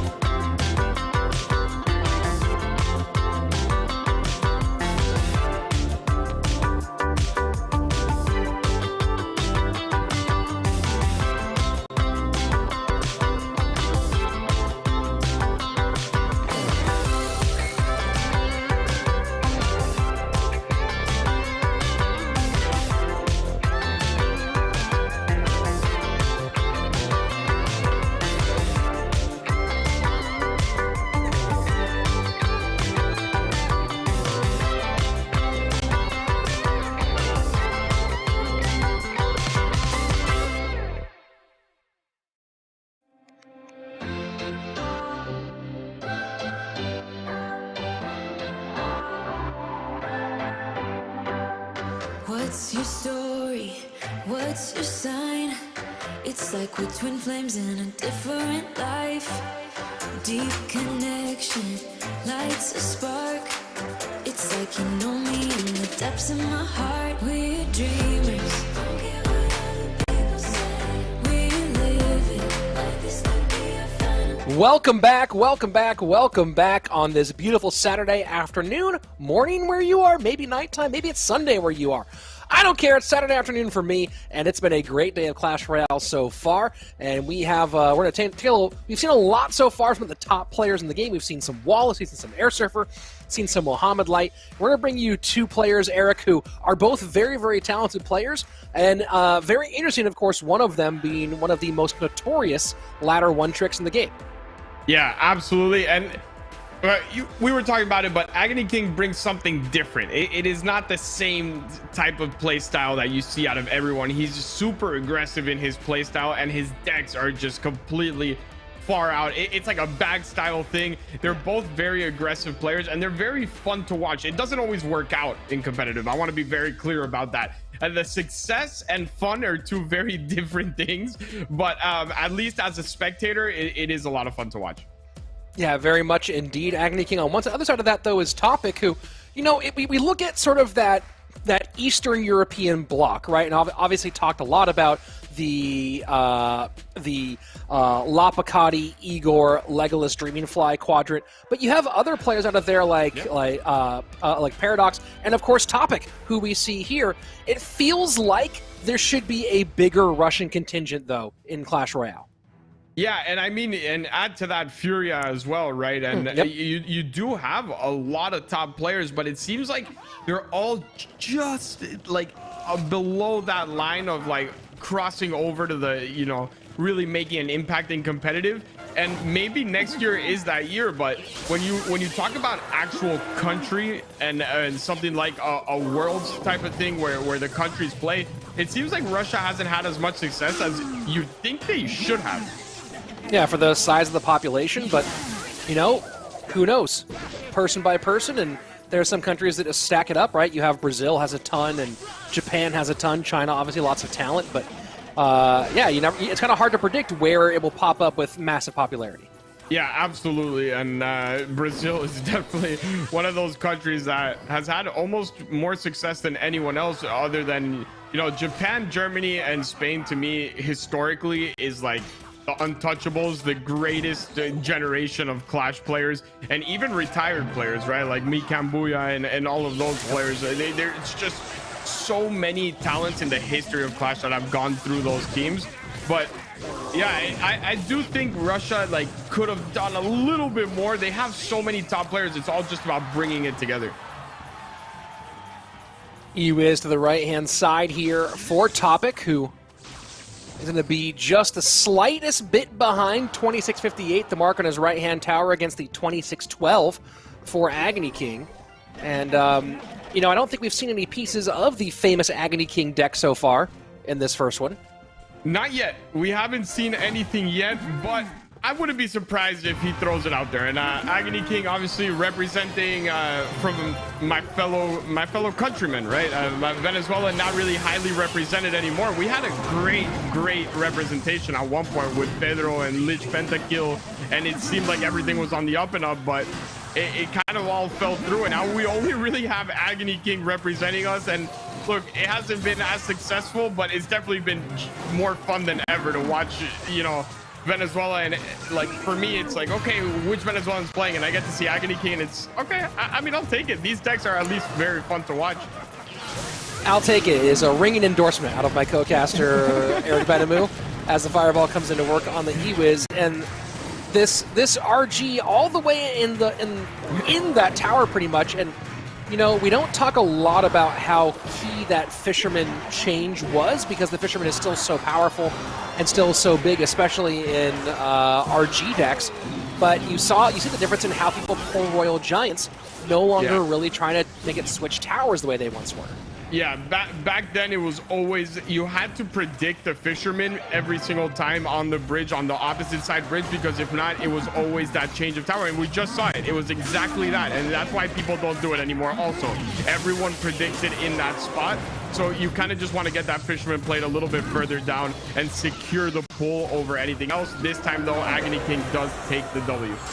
GG for Venezuela. Game number 1 going to Agony King over Topic. So we'll see if we can get a game 2 going here in a moment as we look for some updates from our other groups here. You know, we talk a lot about the cascading effect of the meta, Eric, and the rise of Fisherman kind of gave rise to another card that was pretty much dead in the Royal Recruits. And now, despite Fisherman being nerfed, Royal Recruits still finds itself probably more popular in the meta than Fisherman. I think Royal Recruits are a great card. It is so strong.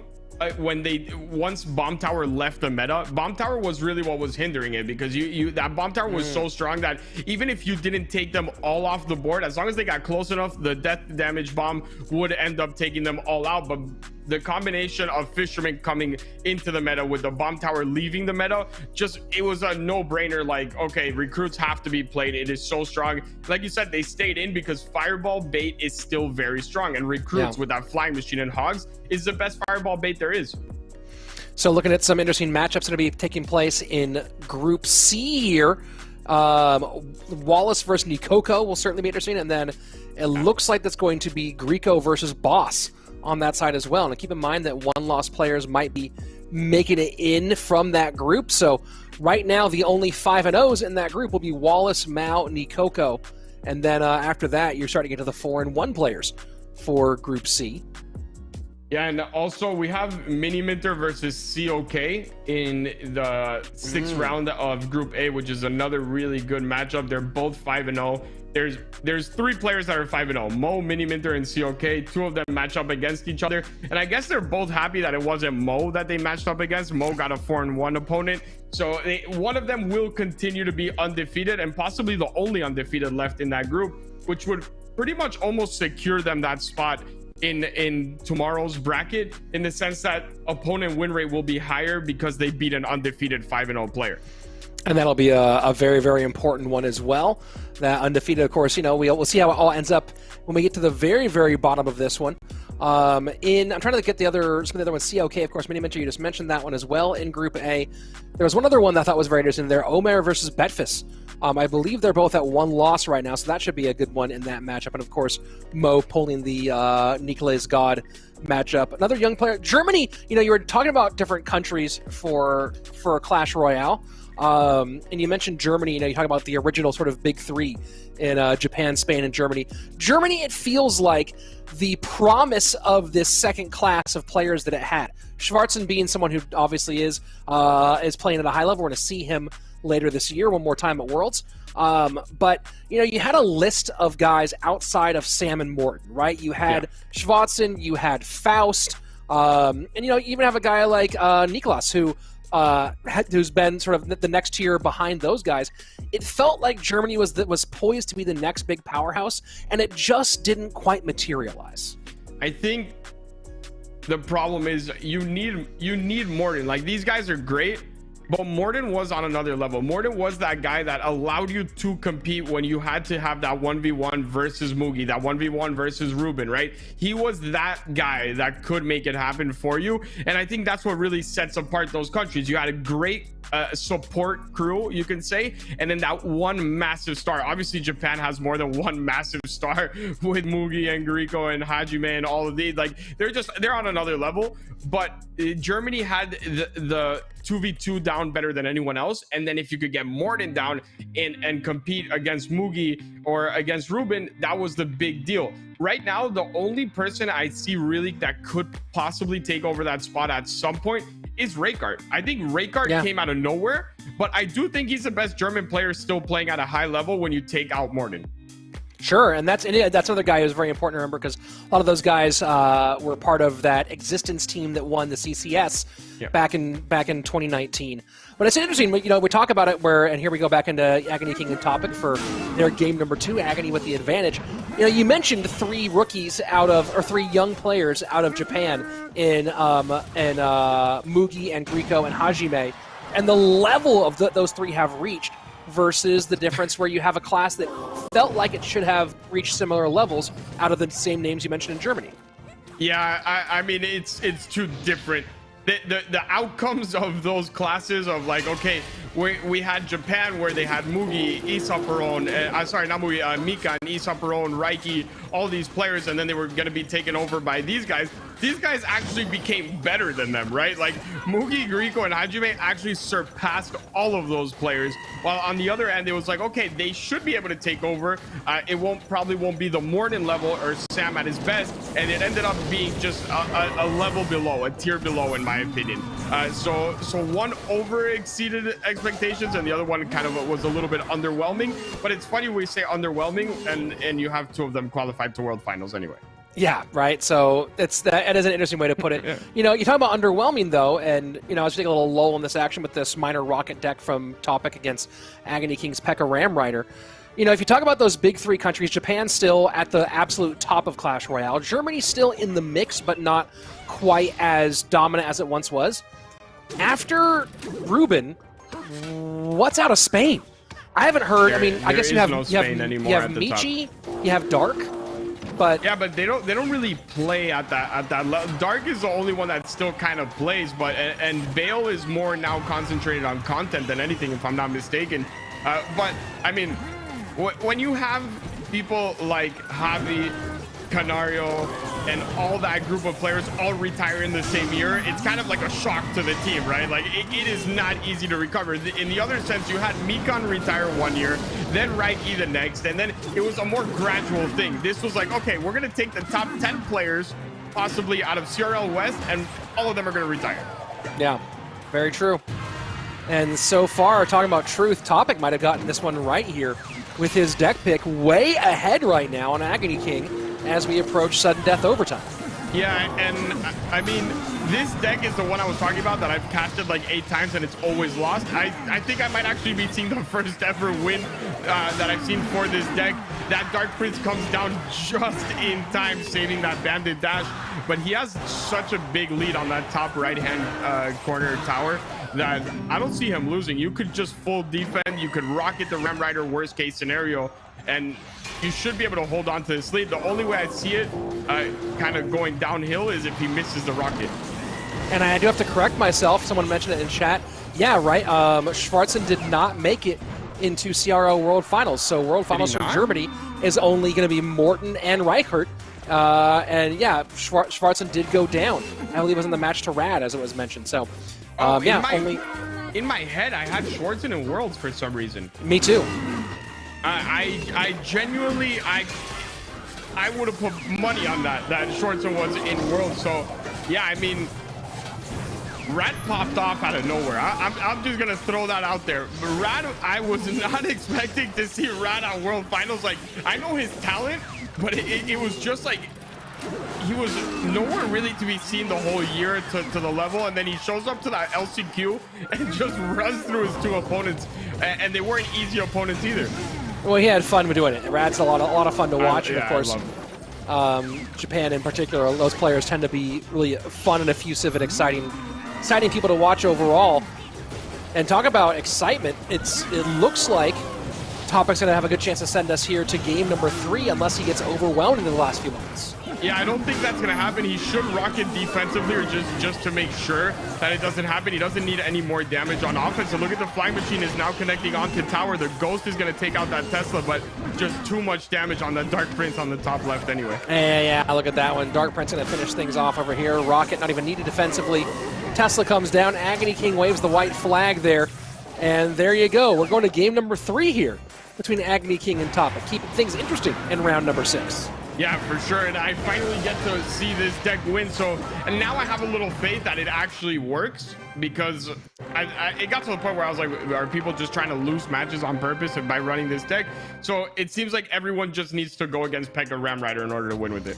I think there are some decks that maybe people, when they're practicing against non-CRL players, they just murder people with. Yeah. Okay, like think of the average top 32 in the world player playing that Rocket Minor Cycle deck against the average anyone outside of the top 100. Even in the top 100, really, like you get like to like 80 and beyond, and it's probably pretty gross level of domination. And that's kind of my guess here, is that you go, hey, I just won 4 GCs in a row with this. I can probably play it in competitive, and then they learn the hard lesson. And you can play it for sure. The outcome is not what you will have in GCs playing against you and I. Obviously, they'll dominate, no doubt, but it also seems very matchup dependent, not because of Miner or Dark Prince or Tesla. Rocket, if it doesn't have a real use, you are stuck with an expensive card that you can't cycle, you can't do anything with it, and it puts you in a really bad position without the game even starting. Yeah, that's really, really rough when you think about it that way. That's why Rocket's kind of in a tough place in the meta right now, is that there aren't a ton of spots where it fits, where it's actually useful, and there's usually so many other options spell-wise that make a whole lot more sense. And even in dual mode, you think that if anything would make Rocket happen more often, it'd be dual mode, and it really doesn't. So there you go.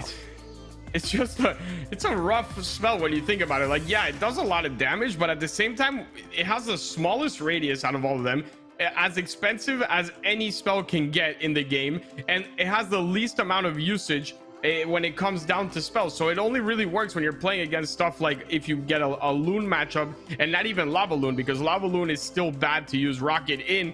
It just has to be like a straight Lumberjack Loon matchup or a Sparky matchup. Anything else, it's not a favorable spell. Yep, can be pretty brutal. And talking about brutal here, let's take a look at some of the results in Group A as we are into our 6th and penultimate round on the day. Mini Minter up 1-0 in that matchup with COK, so could work out well for him. YTY, our round 1 loser to Mohammed Light, picked up a 2-1 win here, so maybe, just maybe, YTY still in the mix. I don't know if he has 1 or 2 losses here, so keep an eye on that one. Betfist beats Omer 2-0 in Group A, and let's take a look at the standings here. There are four, let's see, Mini Minter and COK, so Mini Minter could get the win here. The Russian player, whose name I don't know, is 5-1, so still in the mix. Going to be a few 5-1s here, so round 7 going to be real tight. Yeah, I'm excited. I love this Swiss bracket. I was speaking about it earlier with the team behind this tournament, and Swiss bracket is my favorite. I think it lends us to the best finishes out of any type of format. Yeah, like obviously a single elimination bracket at the end, but you get both of those here. I way prefer watching a Swiss bracket than a round robin. And hello, chat. I apologize if you feel neglected, if you're not getting enough attention here. But yeah, let's try to be excellent to each other, and let's stop telling people to do things to things. And I will be throwing out some timeouts, and maybe we'll get some bans in there in a minute. Who knows? I mean, I love banning people. That was one of my favorite things when I was a streamer, and I mean, it's just have a good time. You know, if you're not we all appreciate everyone being here and everything, but if you're not enjoying your time, you know, you can do other things. You don't have to be rude to other people that are enjoying their time, right? So just be happy, positive vibes. It's Saturday. You don't even have to go to work today. You're sitting here watching a stream, probably laying down in bed, waiting for your mom to cook up some Hot Pockets or something like that. It can't get any better, so you might as well be happy. Bro, I just threw 2 bans out, so let's go. Oh, it made me feel good. Oh, it made me feel good.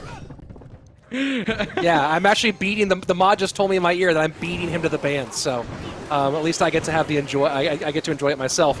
So let's go ahead and take a look at Agony King running double spawners. I'm mostly focusing on chat right now to avoid watching Agony King run double spawners because, man, you know, you put a list out there, Eric, of the decks that are the most annoying of all time to watch. Eagle and Battle Healer, obviously a big part of it. The Barb Hut GY became unwatchable for a while. But, man, this double spawner deck, it's definitely going to be up there. If there's going to be a Hall of Fame of hated decks, this will certainly land in it. Yeah, you missed the worst one of all. The Barb Hut Eagleum is that was so frustrating and so boring to watch. You knew exactly what was going to happen. It was just one guy playing survival until he could no longer play it. And yeah, this is definitely one of those decks. I agree with you for sure. This is no fun to watch or play against.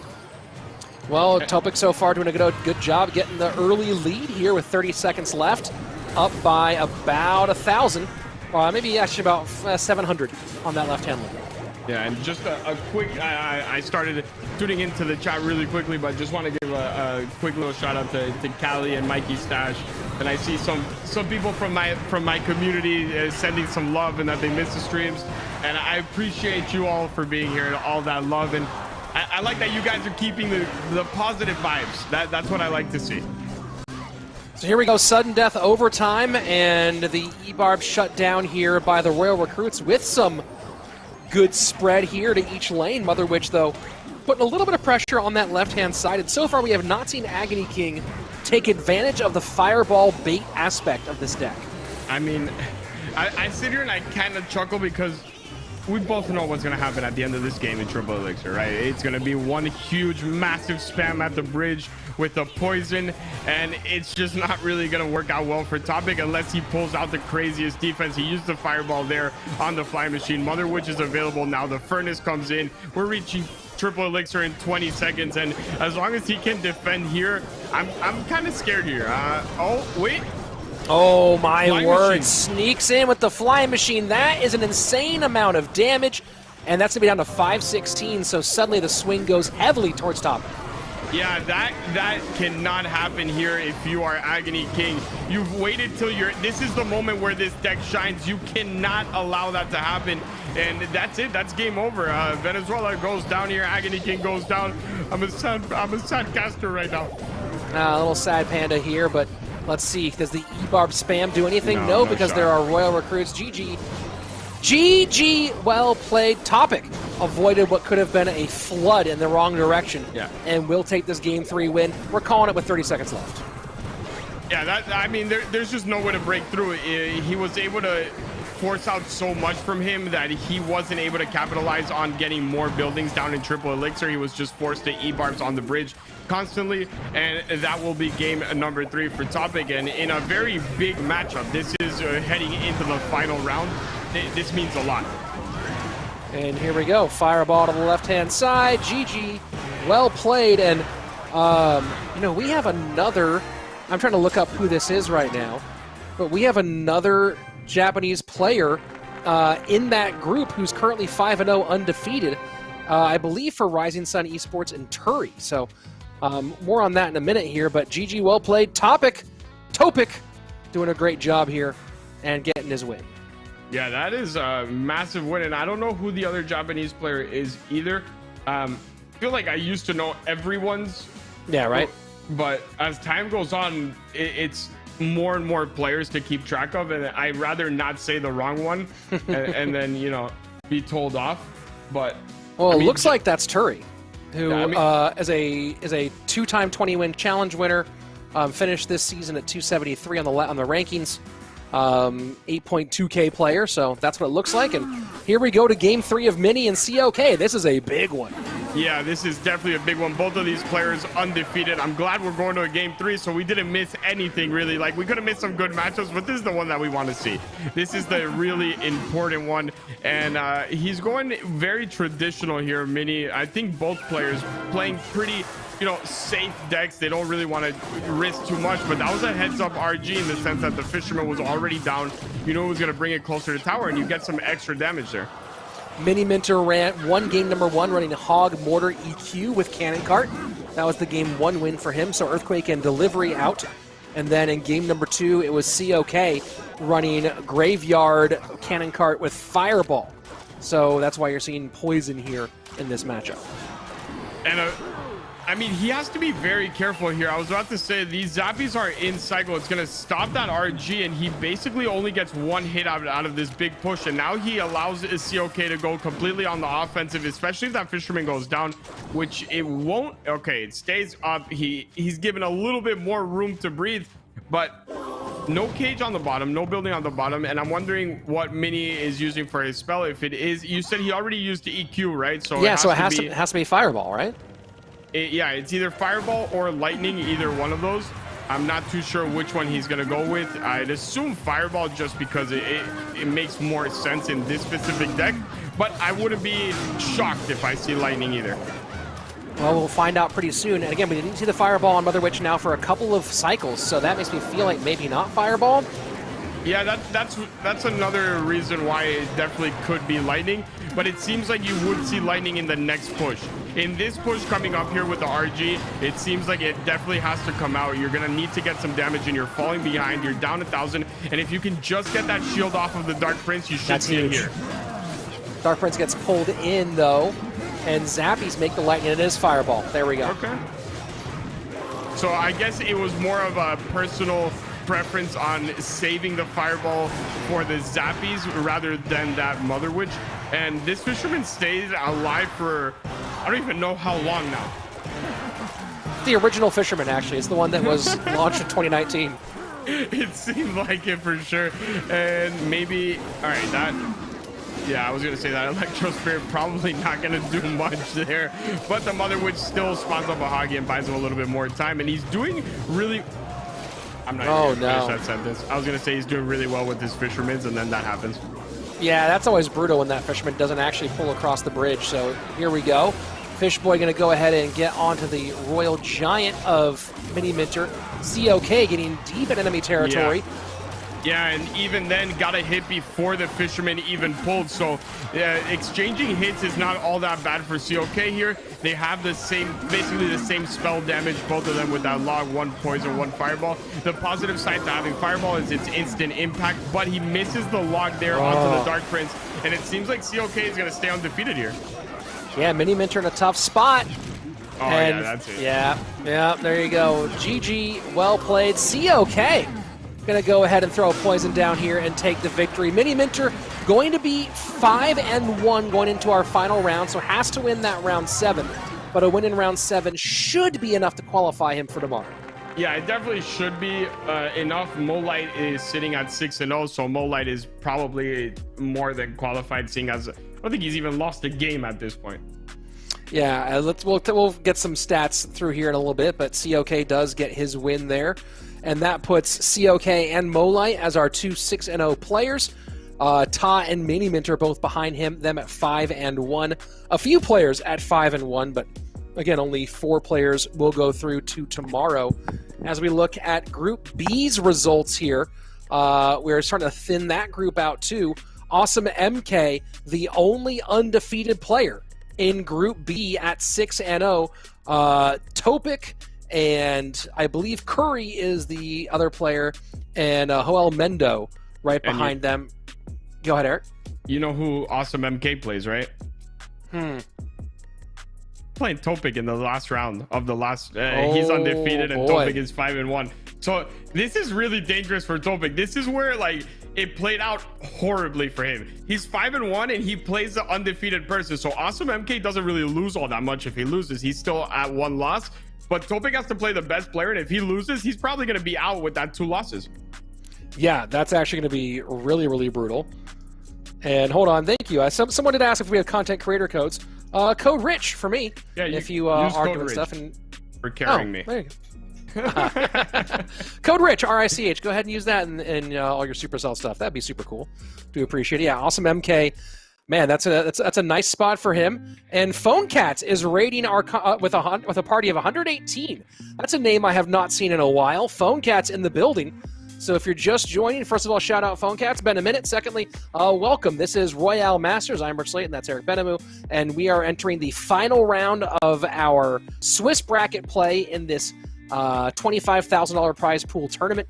Of course, the top 4 from each group will go on to tomorrow to our bracket play, and 4 of those players will qualify for the $10,000 final next weekend. Yeah, and Phone Cats, the original, private tournament creator way back in the day, where you used to see all the top players. I believe back in the day he would even be like, prize for this is I'll give you a shout out on Twitter and I'll give you a shout out on my stream, and people would go for it, and like that's what you would want, right? The Clash wasn't about the big money back then. Like you didn't have that chance, so to get the shout out on a stream, a big streamer and all of that, it was all up for grabs. And it's beautiful to see the evolution of Clash, man. Like we spoke about earlier, we're sitting here today on a casual Saturday, Sunday, competing for prize pools of above $20,000-$30,000. It's crazy. And speaking of crazy, we have Mohammed Light versus COK in Group A for their final round matchup. That's going to be an absolute banger. 2 undefeated players going head-to-head in that final group, so that might be the one we pick up here for Group A. And, of course, in Group C, we have Wallace and Mao, who have faced off before, so that could also be a really great one. We'll see what kind of stuff we can get for you. And, of course, Group D is still finishing up their round 6 because they're lagging. Group D, get your act together. Yeah, they're Group taking D actually Saturday. They're starting it. They're taking Saturday off, it seems like. Come on, man. We got a show to run here. Come on. We need you to step it up. And I haven't really been keeping up with Group D. I'm not going to lie to you, just because they're not keeping up. Exactly. They're so far behind that every time I get excited about the next round, they're on the previous round, and my round 5 excitement already left. Like, my round 6 excitement is over. I'm sorry, Group D. I am now mentally prepared for round 7. People are getting eliminated. People are moving on through. So I'll keep back up with you when you make it through to round 7. Coop says, never trust a man who wears sunglasses inside here in the chat. And Coop, I have to say, yeah, you're right. I think so. You don't got to trust him, but use code RICH in the store, please. Boom. There we go. So we're getting our next matchup here fairly soon. Also, just as a note here in Group D, our undefeated players Adriel and Nova Matt are about to go head-to-head. So we might go ahead and bring them in and see what that one does. Does it have blue light filter? Says I am Foo. Yeah. That's what's up. I like the other guy's, deduction of you wearing glasses. I think he's hungover, he says. Yeah, no. I'm a dad. I have no time for that. From maybe, the baby and taking care of everything, but yeah, right? Definitely not the hangover that you're thinking of. Yeah, it's called adulthood, if you want to talk about being tired. Let's go ahead and jump into the final round in Group A, round 7. It's going to be Mohammed Light against COK. I'll have that for you in just a moment. I think I called the jump there a little early. Nope, there we go. Perfect. Let's go ahead and check it out. I'm ready for it. I'm ready for this undefeated match. I'm ready for the Group B match as well. So many great matches, and this is where you truly see the fun part about the Swiss. Everything on the line, the top players playing the top players. And everything's over a lot quicker than you think, right? In a bracket, you see match by match by match, and it goes very slow, and you can kind of see what's happening. In a Swiss, everyone's playing at the same time, and then everyone's praying at the same time that the tiebreaker is in their favor. Yeah, play and pray is a great way to put that together. And one note, though, as I'm looking at this leaderboard for Group A, I have a feeling that because of opponent win rate being the primary factor for tiebreakers, that no matter what, both these players are into tomorrow. Yeah, it should be like that. It definitely should be, especially if Mini Minter wins. I think also that adds on to COK's here, because he did beat Mini Minter, so Mini Minter would finish with the 6-1. And Mo is just at this point, I think there's no way he's out. He went undefeated in games as well. Like, it was dominant throughout the whole thing. I don't think he'll lose here at this set either. Usually when Mo is on fire, he ends up undefeated in every tournament. To answer Wolf Jumper's question, how many more matches are left? Let's call it 2 to 3, because we are in our final round here of gameplay, but Group D is 1 round behind. So we'll get 1.5-ish matches here from these groups, and then we'll go catch up with whatever the end of Group D is. As you can see, there's a pretty big battle at the top between Matt and Adriel. Yeah, Adriel, I mean, we all expected it out of him. Like, people that are newer to the scene probably won't know him as well, or will start seeing him as someone coming up, but that 10-0 is no surprise to me. TTV Bricko 17, I think out of Arena 12. How do you people do this? Well, first what you do is go to a crossroads. Then you bury a tin can with a picture of you and a small memento of some sort, and you wait for the demon to arrive. And then you make a deal for about 10 years of life for the exchange for your soul. And if all that goes well, then you're good at Clash Royale. Yeah, and even that doesn't guarantee you the endless days of tilt and screaming that this guy's playing a no-skill deck and that I should have won and he got lucky. And even then you have to go through all of that. That's true. Here we go. Ramride to the right-hand side, and Mega Knight not in cycle, so the less than happy Hut has to come out for that one. Yeah, absolutely. But it's better than getting that Ram Rider onto your tower. So at the end of the day, look at that exchange. Mo ended up somehow in that whole exchange doing 700 more damage than COK did. He should consider playing professionally, if I were going to make a suggestion towards him. Yeah, I'm going to reach out, see if I can contact his management and suggest that from both of us. Maybe. I think he has a real shot at making it somewhere. Yeah, this kid can go somewhere if he just puts a little effort in, you know? You must have, I feel like throughout your daily life also, it's just like your brain functions in like movies and skits and everything, and like you can connect any situation to some sort of movie or skit or something like that. I am it's part of the job. I'm live to Monday night and Tuesday night, 2 shows each night in Austin. If you're in Austin, let me know. I'll tell you where they're at. If you use code RICH, it's free entry. or Clash doesn't translate over there. Clash has nothing to do with comedy. It's an unfunny game. You guys free tickets, right? I tried to get you, the free entry.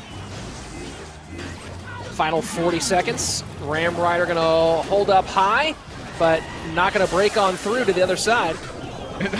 I'm not sure what that fireball was. Like, I know you don't have a real shot at winning, but like he threw the fireball on the right corner. At least take the HUD out as well, like if you're already gonna fireball it, take the HUD out. But Mo dominating again. And for whoever asked that, how many matches are we gonna watch? If Mo dominates the next one, we can probably go from 1.5-ish to 2.5-ish, because we'll have more time to watch the other matches for sure. Yeah, we're going to have at least another half, or at least another 1.5 match after this. We'll see. We'll see. It depends on how the timing goes. So, as he said, if Mo crushes it, we'll get some more in. Let's see, take a look at the chat here for a minute. Just hit leagues today. So happy. Congrats, Swaggin FN. Good for you. Not everyone does that. You did. So we believe in you. Misunderstood Sharks is going to be Rich and Eric casting from a hot tub next time. No, we don't. We don't need that. No, the misunderstood Shark also said Mo has 2 brains. Yeah, it seems like it has. Yeah, one of them's called Julesy. Obviously, he has 2 brains, so there you go. I love Gold saying, "Oh, hey, Rich, still commentating. See, I remember you from a few years ago." Well, I remember you too, oddly enough, from that one time you commented in a YouTube chat. I don't. No idea. But thank you for remembering me, and it means a lot to me. Yeah, every once in a while I gotta take a swing. It's just what happens. How many rounds in total? This is round 7 of 7 today. Yep. And of course, the top 4 from each group. We have 4 groups. Top 4 from each group form a super group of 16 who will go to tomorrow's single elimination bracket. And Eric, where will you be tomorrow? Right here, sitting next to you, casting that top 16 and the last chance to actually get into the big playoffs. Like tomorrow, yes, it's not the big money weekend, but it is your last shot at making it into that big money weekend. Yep, the last shot for that $10,000 final weekend, 5K first prize. And of course, there was a time when those kind of prizes were the biggest thing you could think of, but now, of course, we are just a few weeks away from CRO World Finals, December 3rd through 5th, where the grand prize will be $200,000 that, man, someone is going to walk away with a Bugatti. I guess, I don't know. Are there any Bugattis under 2K? Under 200K? I don't know. I guess the down payment, we can throw the down payment, but I mean, a used Gotti. Yeah. There you sure, go. yeah, we can go for there, but I mean, whoever wins that, you can definitely take a year off of whatever you're doing and just relax and enjoy, especially if you're one of these players that are 16, 17, or 18 years old. I think it's a good way to start your adulthood. Yep, not too bad to stack that kind of money that early. Let's go ahead and jump back into game number 2 here. Mohammed Light with the advantage, 1 up here on COK.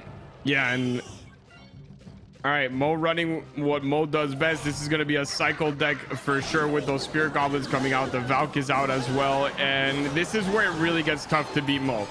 It's actually a quick cycle graveyard deck, which we don't really see a lot out of Mo. So I'm going from we're seeing his comfort to we're seeing something that we really... I don't remember the last time I saw Mo actually play graveyard. Yeah, he's in a pretty good spot to open. Obviously, Mother Witch, not ideal when you're playing graveyard. Yeah, it's not ideal, but as long as he can take it off the board or get it out of cycle, he should be okay. That Hunter goes down and easily defends everything with that 1 cage. Cage to me is just, I think it's the absolute best building you can have in this game. It provides such great defense. It's the one building that could fully counter stuff like Mega Knights and Valks and all of that without really having to add anything else to your defense. So slowing down Fireball is in the mix for Mo, but of course that's probably also his best response to a full 4-pig push into 1 lane. So has to make some decisions here.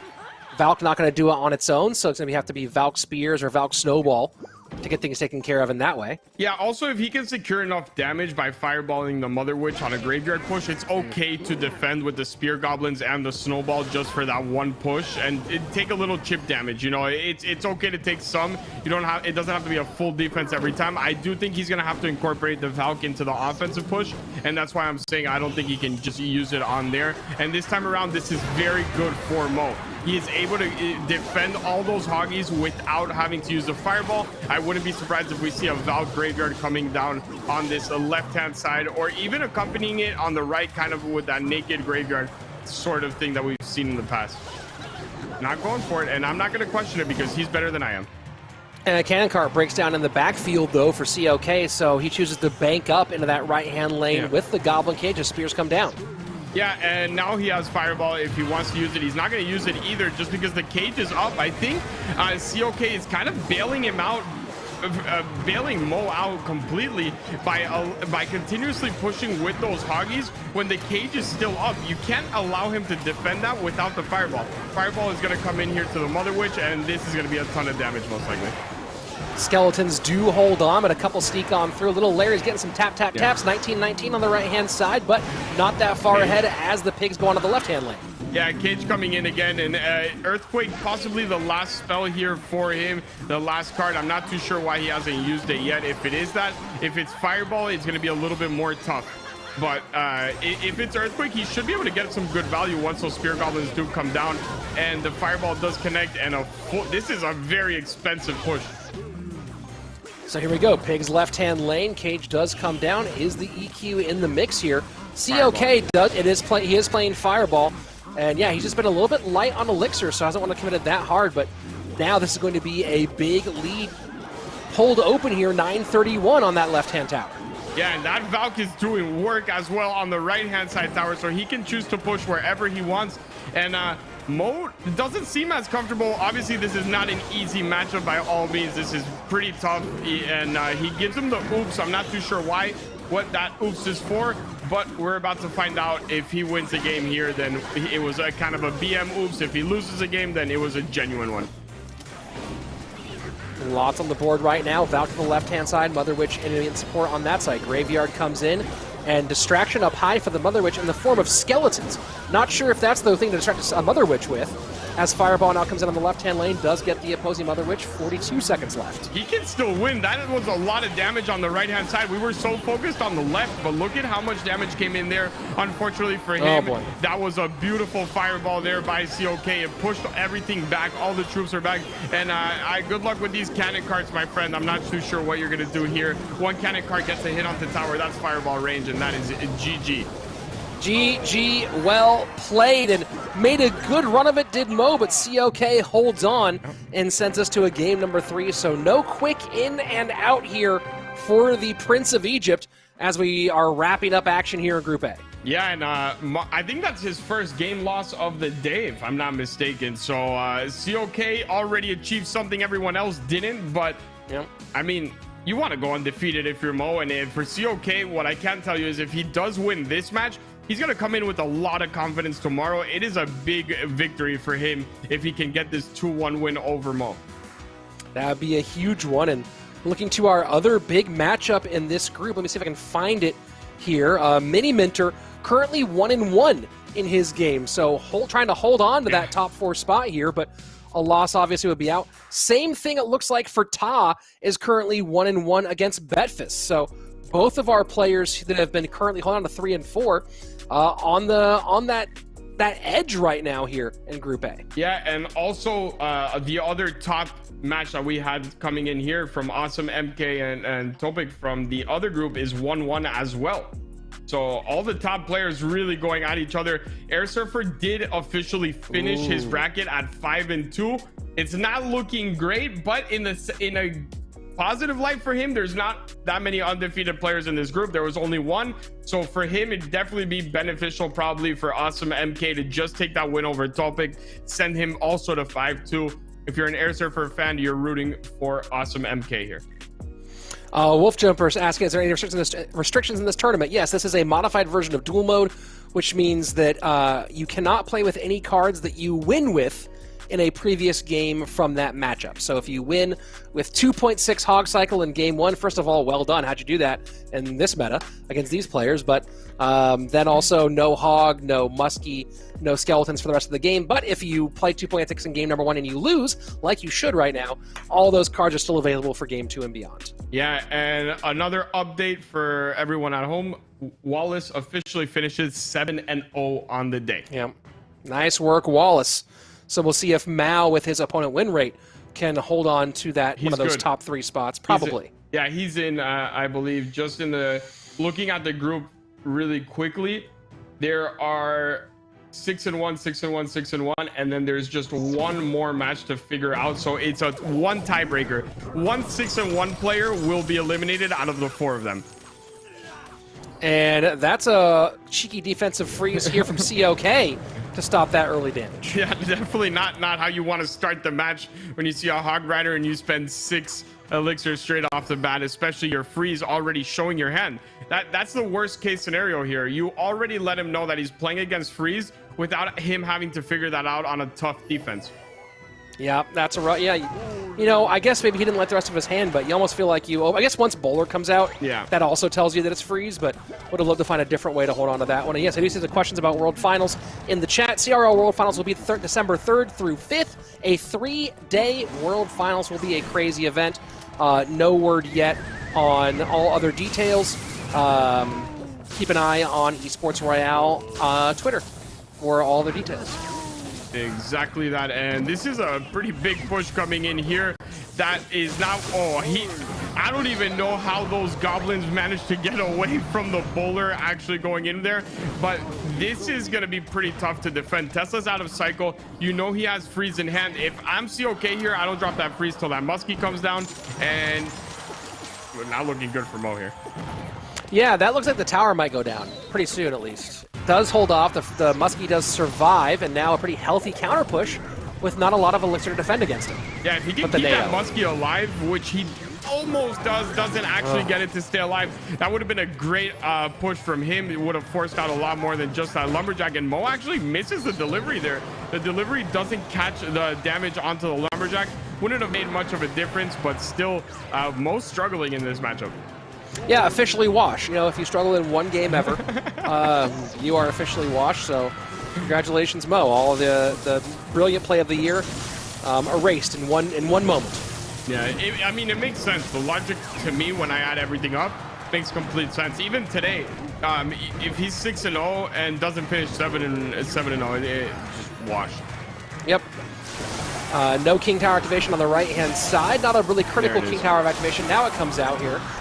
Yeah, the problem is with freeze in hand anyway, if it's going to connect, it's going to connect, right? It's one of those things where I don't think he's too worried about that. Mo might have misclicked there or just given up. Yeah, I think he misclicked there. The Earthquake went on his own side because if he would have given up, he would have stopped defending.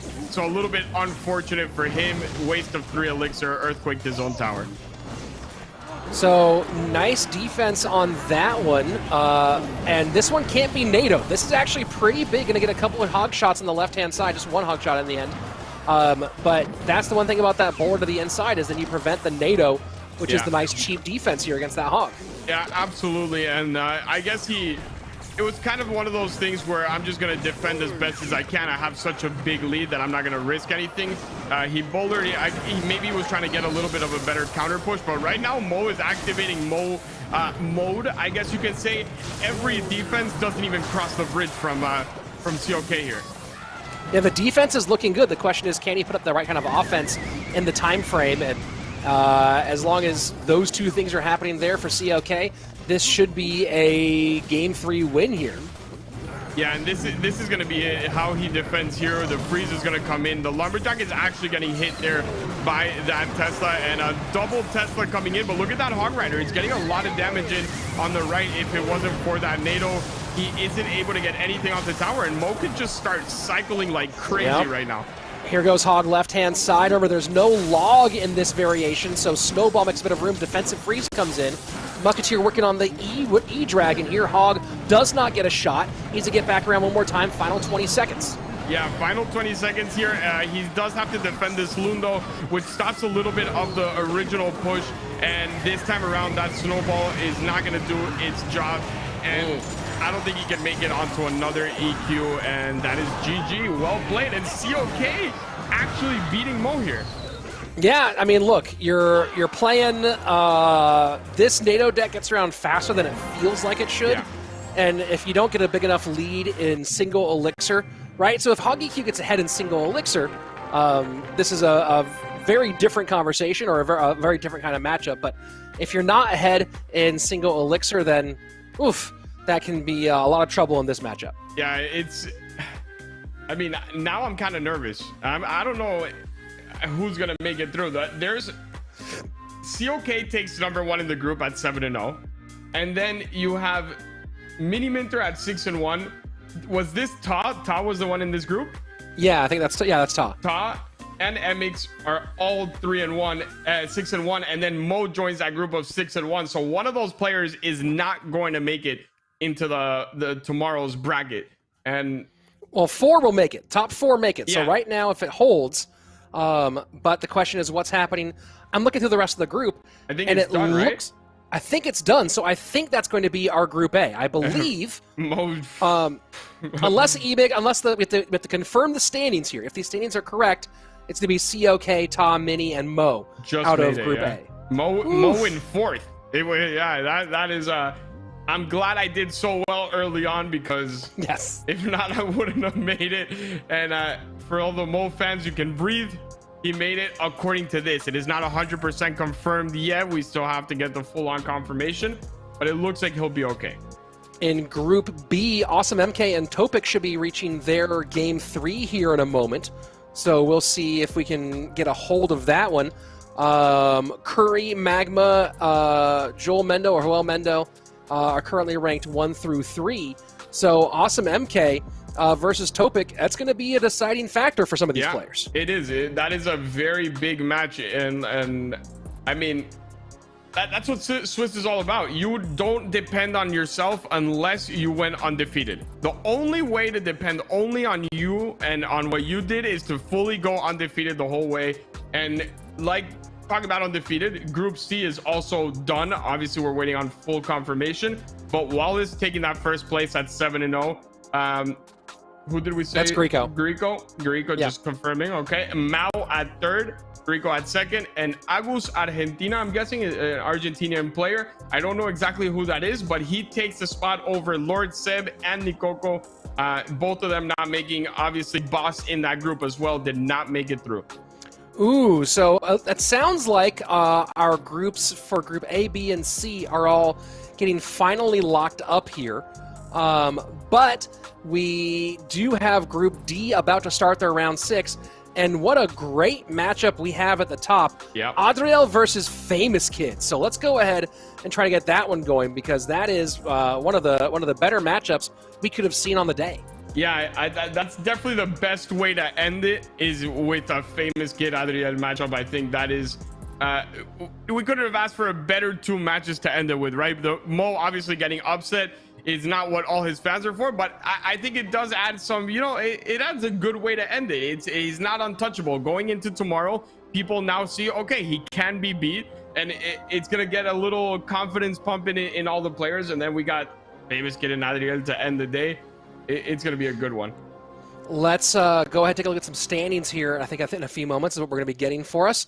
And let's take a look, and here we go. Leaderboard for Group A. So that, I believe, is finalized. COK, Ta, and Mini Minter, along with Mohammed Light going on through. And you, of course, see the that win rate for Mohammed Light. Not quite updated because there is 1 loss in there, but going to be enough for Mo to move on over Emix and take control in Group A. So that's your 4 who will be back here tomorrow. In Group B, Awesome MK does get the win in that final match, so also going 7-0 in match play, followed by Curry, Magma, and Joel Mendo. Topic had a shot at the end, but finishes 5-2, and 5-2 just not enough here, alongside Air Surfer and Bruzani, who will both be going home as well. So a tough group in the end, and maybe one of the more interesting sets of 4 to move on into our tournament tomorrow. Group C at the top, it is Wallace, followed by Greco, Mao, and then, again, I don't know this Argentinian player, but GG well played here in the 4th spot. Yeah, absolutely. And in this, also wanted to add, in Group D, if Famous Kid loses, he's out. He's not sitting at 6-0. He's sitting at 5-1. Oh, that's critical. And here, looking at that group in Group D, Adriel comes into the final round 6-0, but your 5-1s, there's a long list here of Novamat, Famous Kid, Goku, Abdu Judo, Inoraj, Jester, and Yuya, along with Mario Pro. So a lot of talent in there, by the way. You know, so you have a few pretty talented players in the pro to semi-pro range, but 5-1, that means this is a do or die match for everybody playing right now. Yeah, absolutely. And Famous Kid definitely got the worst end of this matchup for round 7. But the best solution for us is to just watch it and enjoy it. And that is probably what we're going to be hopping into soon. But as you guys know, Group D takes their time. You know, they're in no rush. Oh, my word, they do. Group D is they're like pretending that there's nothing else happening here. It's kind of ridiculous. Yuya versus Mario Pro is going to be a good one. I don't know if either player will be able to leapfrog with a win, but that's actually a pretty good matchup as well. Man, there's some fun ones in here. Yeah, there are a lot of good matchups here. And hopefully we get started soon. I'm ready to get into this final match, see who moves on. We do know... What I like about this Adriel Famous Kid one is there's one outcome where we guarantee spots in it, right? If Adriel wins... Famous Kid is out, Adriel is clinched in, so there's a lot more on the line than I'm just playing for a tiebreaker. Famous Kid has everything riding on this, and most likely, if Famous Kid wins this, he's guaranteed a spot in just because of the opponent win rate. He's going up against a 6-0 player right now. Here we go into what will be our final game-ish of the day. Let's go check out Adriel versus Famous Kid. And this is a matchup that, honestly, if Adriel had turned 16 earlier in the year, could have been happening later again at CRL World Finals. Absolutely. I think you give Adriel the full year this past year, we would be seeing him at World Finals, no doubt. But, I mean, he already waited 5 years. What's one more year, right? Yeah, right? Exactly. Famous Kid opens up with the Lumberjack onto Adriel's Minor. And I guess it feels like... Go ahead. A lot of Lumberjack today. Yeah, a lot of Lumberjack today. So Lava Miner for Adriel and Lumber Loon for Famous Kid. We'll see if it is Bowler Loon Freeze. Yeah, we're about to find out. Next card we'll know. This Loon actually doesn't make it, but the bad situation here for Adriel is the fact that those Skelly Dragons went in front of the Lava. And Inferno Dragon, Baby Dragon, definitely some good answers here to that Lava. Yeah, this is a pretty solid sequence. This is going to turn into some damage here for Famous Kid, or for Adriel. Not a ton, though. But Adriel's starting to just put the pressure on here, maybe thinking he can get some free chip damage. Yeah, that is...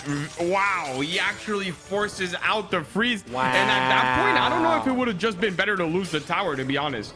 I think you look how low it is anyway. He has Minor. You put yourself at a deficit of 3 elixir almost. Freezes out of hand. And you got to know when, just let the tower go, my friend.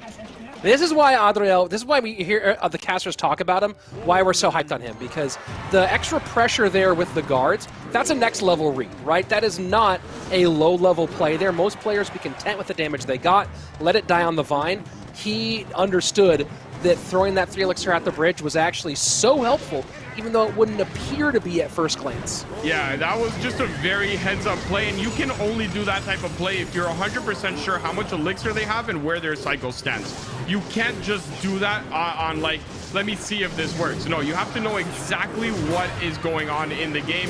He played it perfectly. This time around, stops the Lumberjack from getting in front of the Loon, so the Loon is taking the damage from the tower, and it's all those little plays, man, that make him so good. And you saw Famous Kid couldn't even really spend anything on the freeze there, which would have been his last shot on that right-hand side. Wasn't going to do anything for him, though. So here he goes, trying to push in on the left-hand lane, but that's not going to be a raged-up balloon. Fireball takes care of business. Freeze won't be enough to help. That's a GG. That's a well-played. Adriel, one away from a 7-0 day. What a dominant match as well. It seemed like, I mean, for the people tuning in, Famous Kid is not just some player. He is a World Finals player. He will be at World Finals. Adriel just, I mean, ran circles around him, man. That was not close at any point. Ran through him and did it in such a impressive way. I mean, look, on the one side of it, it felt like maybe the hands didn't start out beautifully, but the choice with the guards at the bridge, you know, you're talking about S tier. That's an S tier choice to make that play.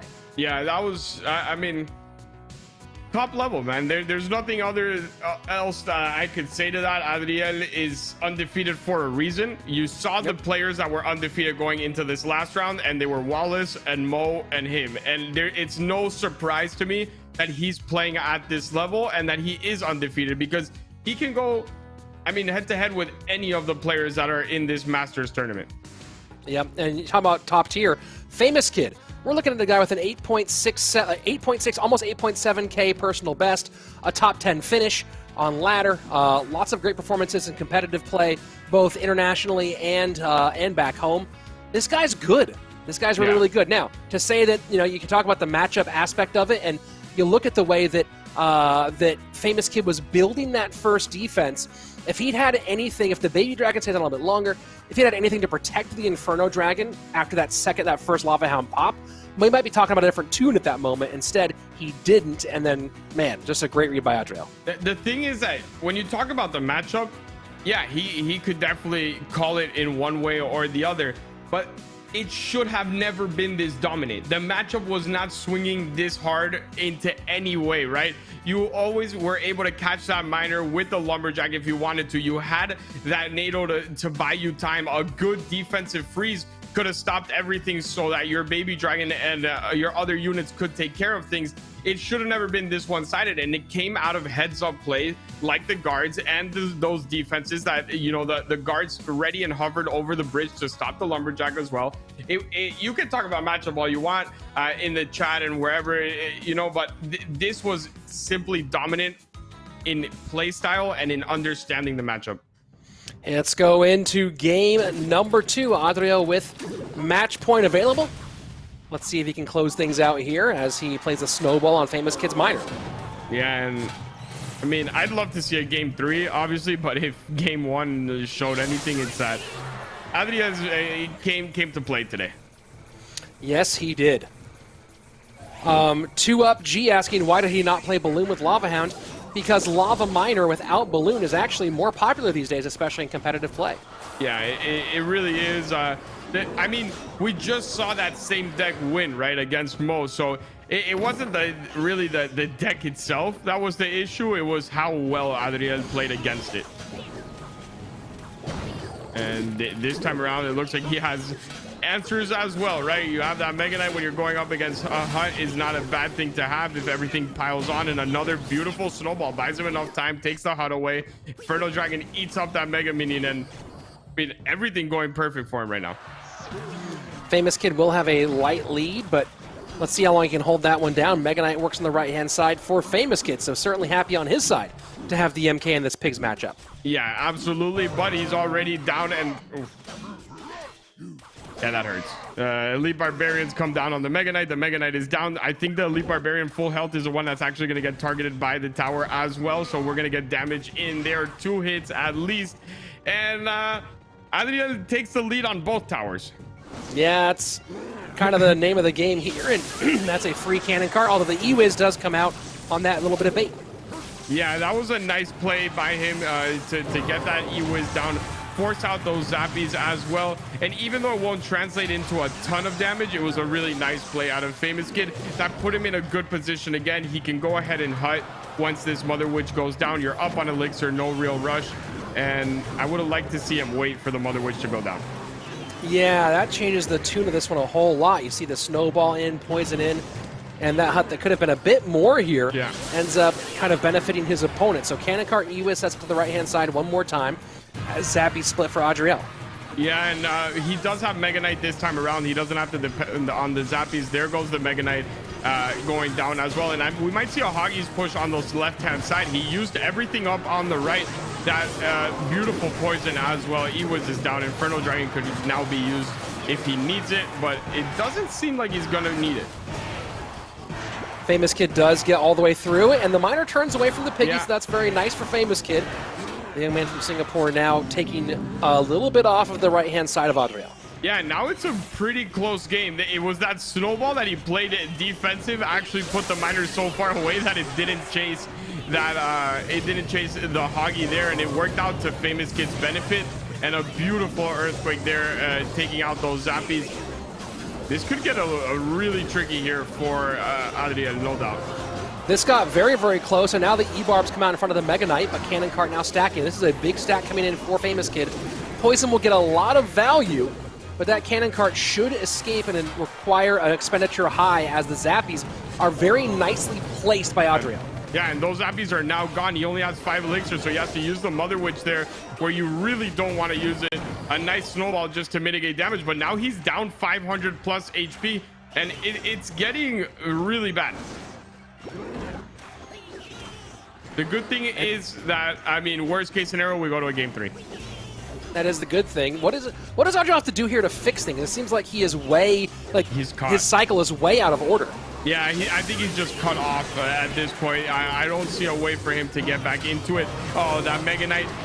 That's definitely a good way to get back into it if you get that lucky with the Mega Knight. So now his Mega Knight should jump on the other one. He's going to have a pretty healthy Mega Knight coming into this counter push. He needs to go Hoggies on the other side. Double Mega Knight. And you want to know what way he can get back in? A little bit of luck. Mega Knight into the right-hand side. Now Mega Knight with E-Barbs to the left-hand lane. Inferno Dragon getting kind of deep here with the piggies behind and the MK not in cycle. The hut has to come in high.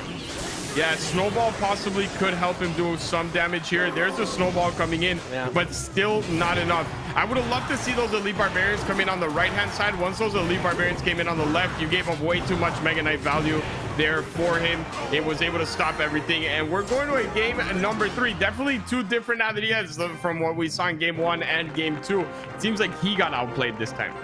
Yeah, totally happens, and that's one of those things that can be really difficult when in an early game, an early part of the game, you're gonna get caught flat-footed and your cycle gets messed up, right? And then you have to spend the next few minutes trying to figure out how to repair your cycle. But if you're playing a slightly heavier deck like Adriel was, trying to repair that cycle and get things sequenced the way you want can be so difficult. And we saw that big bridge battle where he could not get a hold of the board again, and just everything in front of the Mother Witch, the Ewiz and the Cannon Cart. Just a real brutal bridge fight there that did not go Adriel's way. Yeah, I thought at that last moment he was going to be able to bring it back when he got that Mega Knight to jump onto the miner, and the Mega Knight from Famous Kid really did nothing there. I thought that was the moment, but once he added everything and bunched the Elite Barbarians and Mega Knight all in one lane, kind of threw away that one hint of advantage that he did have. And I'm looking at the bracket right now, and it's almost done. We have the Yuya Mario Pro match still to get the result, and we have this one, and that's about it. And Nova Matt is up 1-0, but we already have 2 6-1 players. And Yuya Mario Pro, those guys are both kind of lower on the 5-1s, and I haven't seen them start yet. So I'm wondering if they're actually going to start, or if they've done the math and realized they're eliminated either way. So, you know, we'll find out soon, obviously. Yeah, I hope it's not the second thing that you mentioned, and that they're letting it go, but I don't think so. Probably something to do with Battlefy. You know, sometimes there's a little bit of a delay there. We still have game 3 here, and we know Group D is going to take a little bit longer than all the other groups, so at least they're staying consistent. Yeah, that's the name of the game, consistency. If there's a word for this Saturday, consistency has been the word all the way through, whether it's D being consistently late, or Wallace and Awesome MK being consistently awesome on the day. It's been the same thing all the way through. Yeah, absolutely. And I'm ready to get into this one. Let me see if there's any update on the Matt one. No, still 1-0 so far there. Guys, if you are one of the players playing right now, my personal preference would be that you press play. That would be, if I had a request to go your direction, it would be that you press it. So everyone knows, watching at home, we go into game once the players start playing the game. So as soon as they have some gameplay, we'll have gameplay for you. And again, a lot of you watching go, hey, Rich, hey, Eric, how can I play competitive Clash Royale? Well, there are a few great ways. Number one, you're on Twitch, right? That's where you're watching things right now. Every day on Twitch, there are streamers hosting small tournaments, $50 tournaments, $100 tournaments, and you've seen some players here today. Let's start off with Mini Minter and 7-0 Wallace, who before they were in CRL, they were showing up to my weekly $100 tournaments. So you have some great opportunities there. We got Mao, another guy who played in some of those as well. So a lot of pros started off playing small tournaments. And then, of course, following, look at the bottom right below me, all the way down there in the corner. And there we go. In that corner, that's how, in the corner right down there, RoyaleMSTRS. On all social media, go ahead and follow them. Of course, command Discord in the chat. You can find their Discord server. That's a way you can sign up for future RoyaleMSTRS events right here. And maybe we'll be casting your event next time. And of course, if you're not already, follow myself, follow Eric Benamou, and check out Clash Royale Esports. Esports Royale, EN or ES if you're on Espanol. Or I think it's, I can't remember what the one for Portuguese is. But maybe it might be PR or BR, maybe for Portuguese in Brazil. Go ahead and follow whatever it is. If you're watching, if you're in Portuguese, by the way, I'm pretty sure that someone else is streaming that. So whatever. Either way, follow at Esports Royale, EN or ES, and you can get lots more of esports opportunities for yourself. Couldn't have said it better. So do everything he said, and the only thing I'll add is for the one thing that you said in. A lot of these players did start playing those tournaments. So, you know, go into Twitch streams, go into those smaller tournaments. You can't skip the process to become a pro. It just won't happen. So like there's no fast track to, okay, I'm going to make it to the best. I'm going to be in CRL and beat everyone. You use all those tournaments to your advantage. And I'm telling you, both of these players definitely have had a long road to be here. Very true. And now it's Adriel's chance to go back on pigs again. Yeah, he's probably going to use the same exact deck that he did. So maybe taking long to join the game was kind of like a mind game from Adriel to Famous Kid, in the sense of I'm looking what to play. Oh, wait, I'm going to play the same exact thing. But if I'm not mistaken, there is a little bit of a change in what he's using here. Yeah, spears. I don't think he used spears last time. This looks more like the mortar version of Hoggies than it is the same version he just used, in my opinion. Could be wrong. Now I'm curious what Famous Kid is doing, because guards Electro Dragon. Lava? I guess this is lava. Yeah, lava. Yeah, has to be lava, but lava isn't all that great against mortar. We've seen that go wrong many times. You always have to spend something from your push to get that mortar off, and even then the mortar connects 2 times. He is going to get some damage from the dragons here to kind of level the play, but he's still down 300. The positive thing for him is a lava is on the board. But a big stack right under that Lava Hound. Valkyrie going to go inside. Cannon cart getting tanked for by the Valkyrie. So has to stop that cannon cart from connecting, but it will. And oh boy, Famous Kid. Yeah, and the worst part of everything is that lava's done already. The delivery coming in, taking care of that. Flying Machine goes down to the same Musketeer, and it could not be worse for Famous Kid right now. Yeah, that's a pretty rough going here, and that's a couple stabs there from the delivery man. So special delivery right out of your tower, 593, as Famous Kid's going to go ahead and eat this mortar as well. You don't really have a choice at this point if you're Famous Kid. And beautiful. Nah, this is over. This is worst case scenario. On top of it, it gets a hit. He's able to tank the Electro Dragon there with that Valkyrie. You can throw all. Oh, he mistimed it because all the troops went down to the arrows. He thought the damage was going to come in, so the delivery got mistimed. And even with that massive mistake, he got absolutely no damage on the board. Yeah, Adriel gonna go ahead and finish off the day at 7-0, and you know, like, what kind of surprise is that? Very little. Kid's been good for a very long time, longer than many of you might know, and that's a GG well played. Famous Kid, I think, is gonna be knocked out from that one.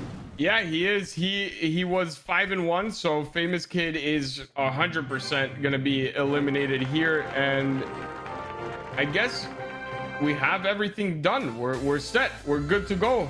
We will know the rankings as soon as this refreshes and gives Adriel that 7-0. And there we go. We have Adriel at 7-0. Nova Matt won his match, so he's 6-1 in second place. Abdohuro in 6-1, also third place. Yuya is the only 6-1 player eliminated. Goku beats him out and takes that 4th spot. So Yuya actually the player missing out. Oh, Yuya! Yuya just misses out by a hair. That's unfortunate. So yeah, Adriel, Matt, Abdo, Hudo, and Goku will be your top 4 moving on to tomorrow.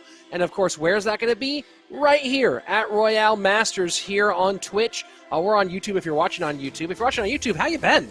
If you felt lonely, we're on Twitch, by the way. Yeah, that's where everyone is today. But if you've been commenting on YouTube, more power to you. We are going to be right here again tomorrow at 2 p.m. Central Time. That's 2 p.m. Texas time. That's going to be noon Pacific, 3 p.m. Eastern, sometime in Europe. You can go ahead and look up what time zones are for our 16-player single elimination bracket to see which 4 will move on to our $10,000 grand final. It's going to be fun. And if you enjoyed today, tomorrow's only going to be better. It's all the people that were separated into the groups that we were hopping around matches and matches. Oh, this guy's really good. This guy's really good. They're all playing each other tomorrow for the biggest stakes of all to get into the big money at those playoffs in the weekend coming up. So if you enjoyed today, also, maybe you won't see it on Twitter or something like that. If you don't want to calculate your time zones, you just hit follow on Twitch and activate that little, that little bell button, and it'll give you a notification. You don't have to calculate anything. You can even put your volume on high on your phone, go to sleep, and it'll give you a little ring, and you'll be here tomorrow on time, ready to go, watching the best matches. That's actually a very excellent point. Speaking of those best matches, let's take a look at our top 8 at the players for tomorrow. No, the top 16 for tomorrow. There we go. Let's look at our players for tomorrow and see what you'll be coming back to check out for our final. I think we have that graphic ready. Yeah, let's go ahead and check it out here. Here are your leaderboards. So final leaderboards, final standings. COK going to take first place in Group A, followed by Ta, Mini Minter, and Mohammed Light does not suffer the fate of some of our other friends here. Does sneak on through at the top of Group A. Take a look at Group B here. Awesome MK, Curry, the American Magma, and Joel Mendo will be moving on. Topic and Air Surfer both missing out there by just a hair. In Group C, Wallace went a 14-1, 7-0, brutal, dominating fashion from the Brazilian, followed by Greco, Mao, and Asus Argentinian. So, August? This Argentinian fella.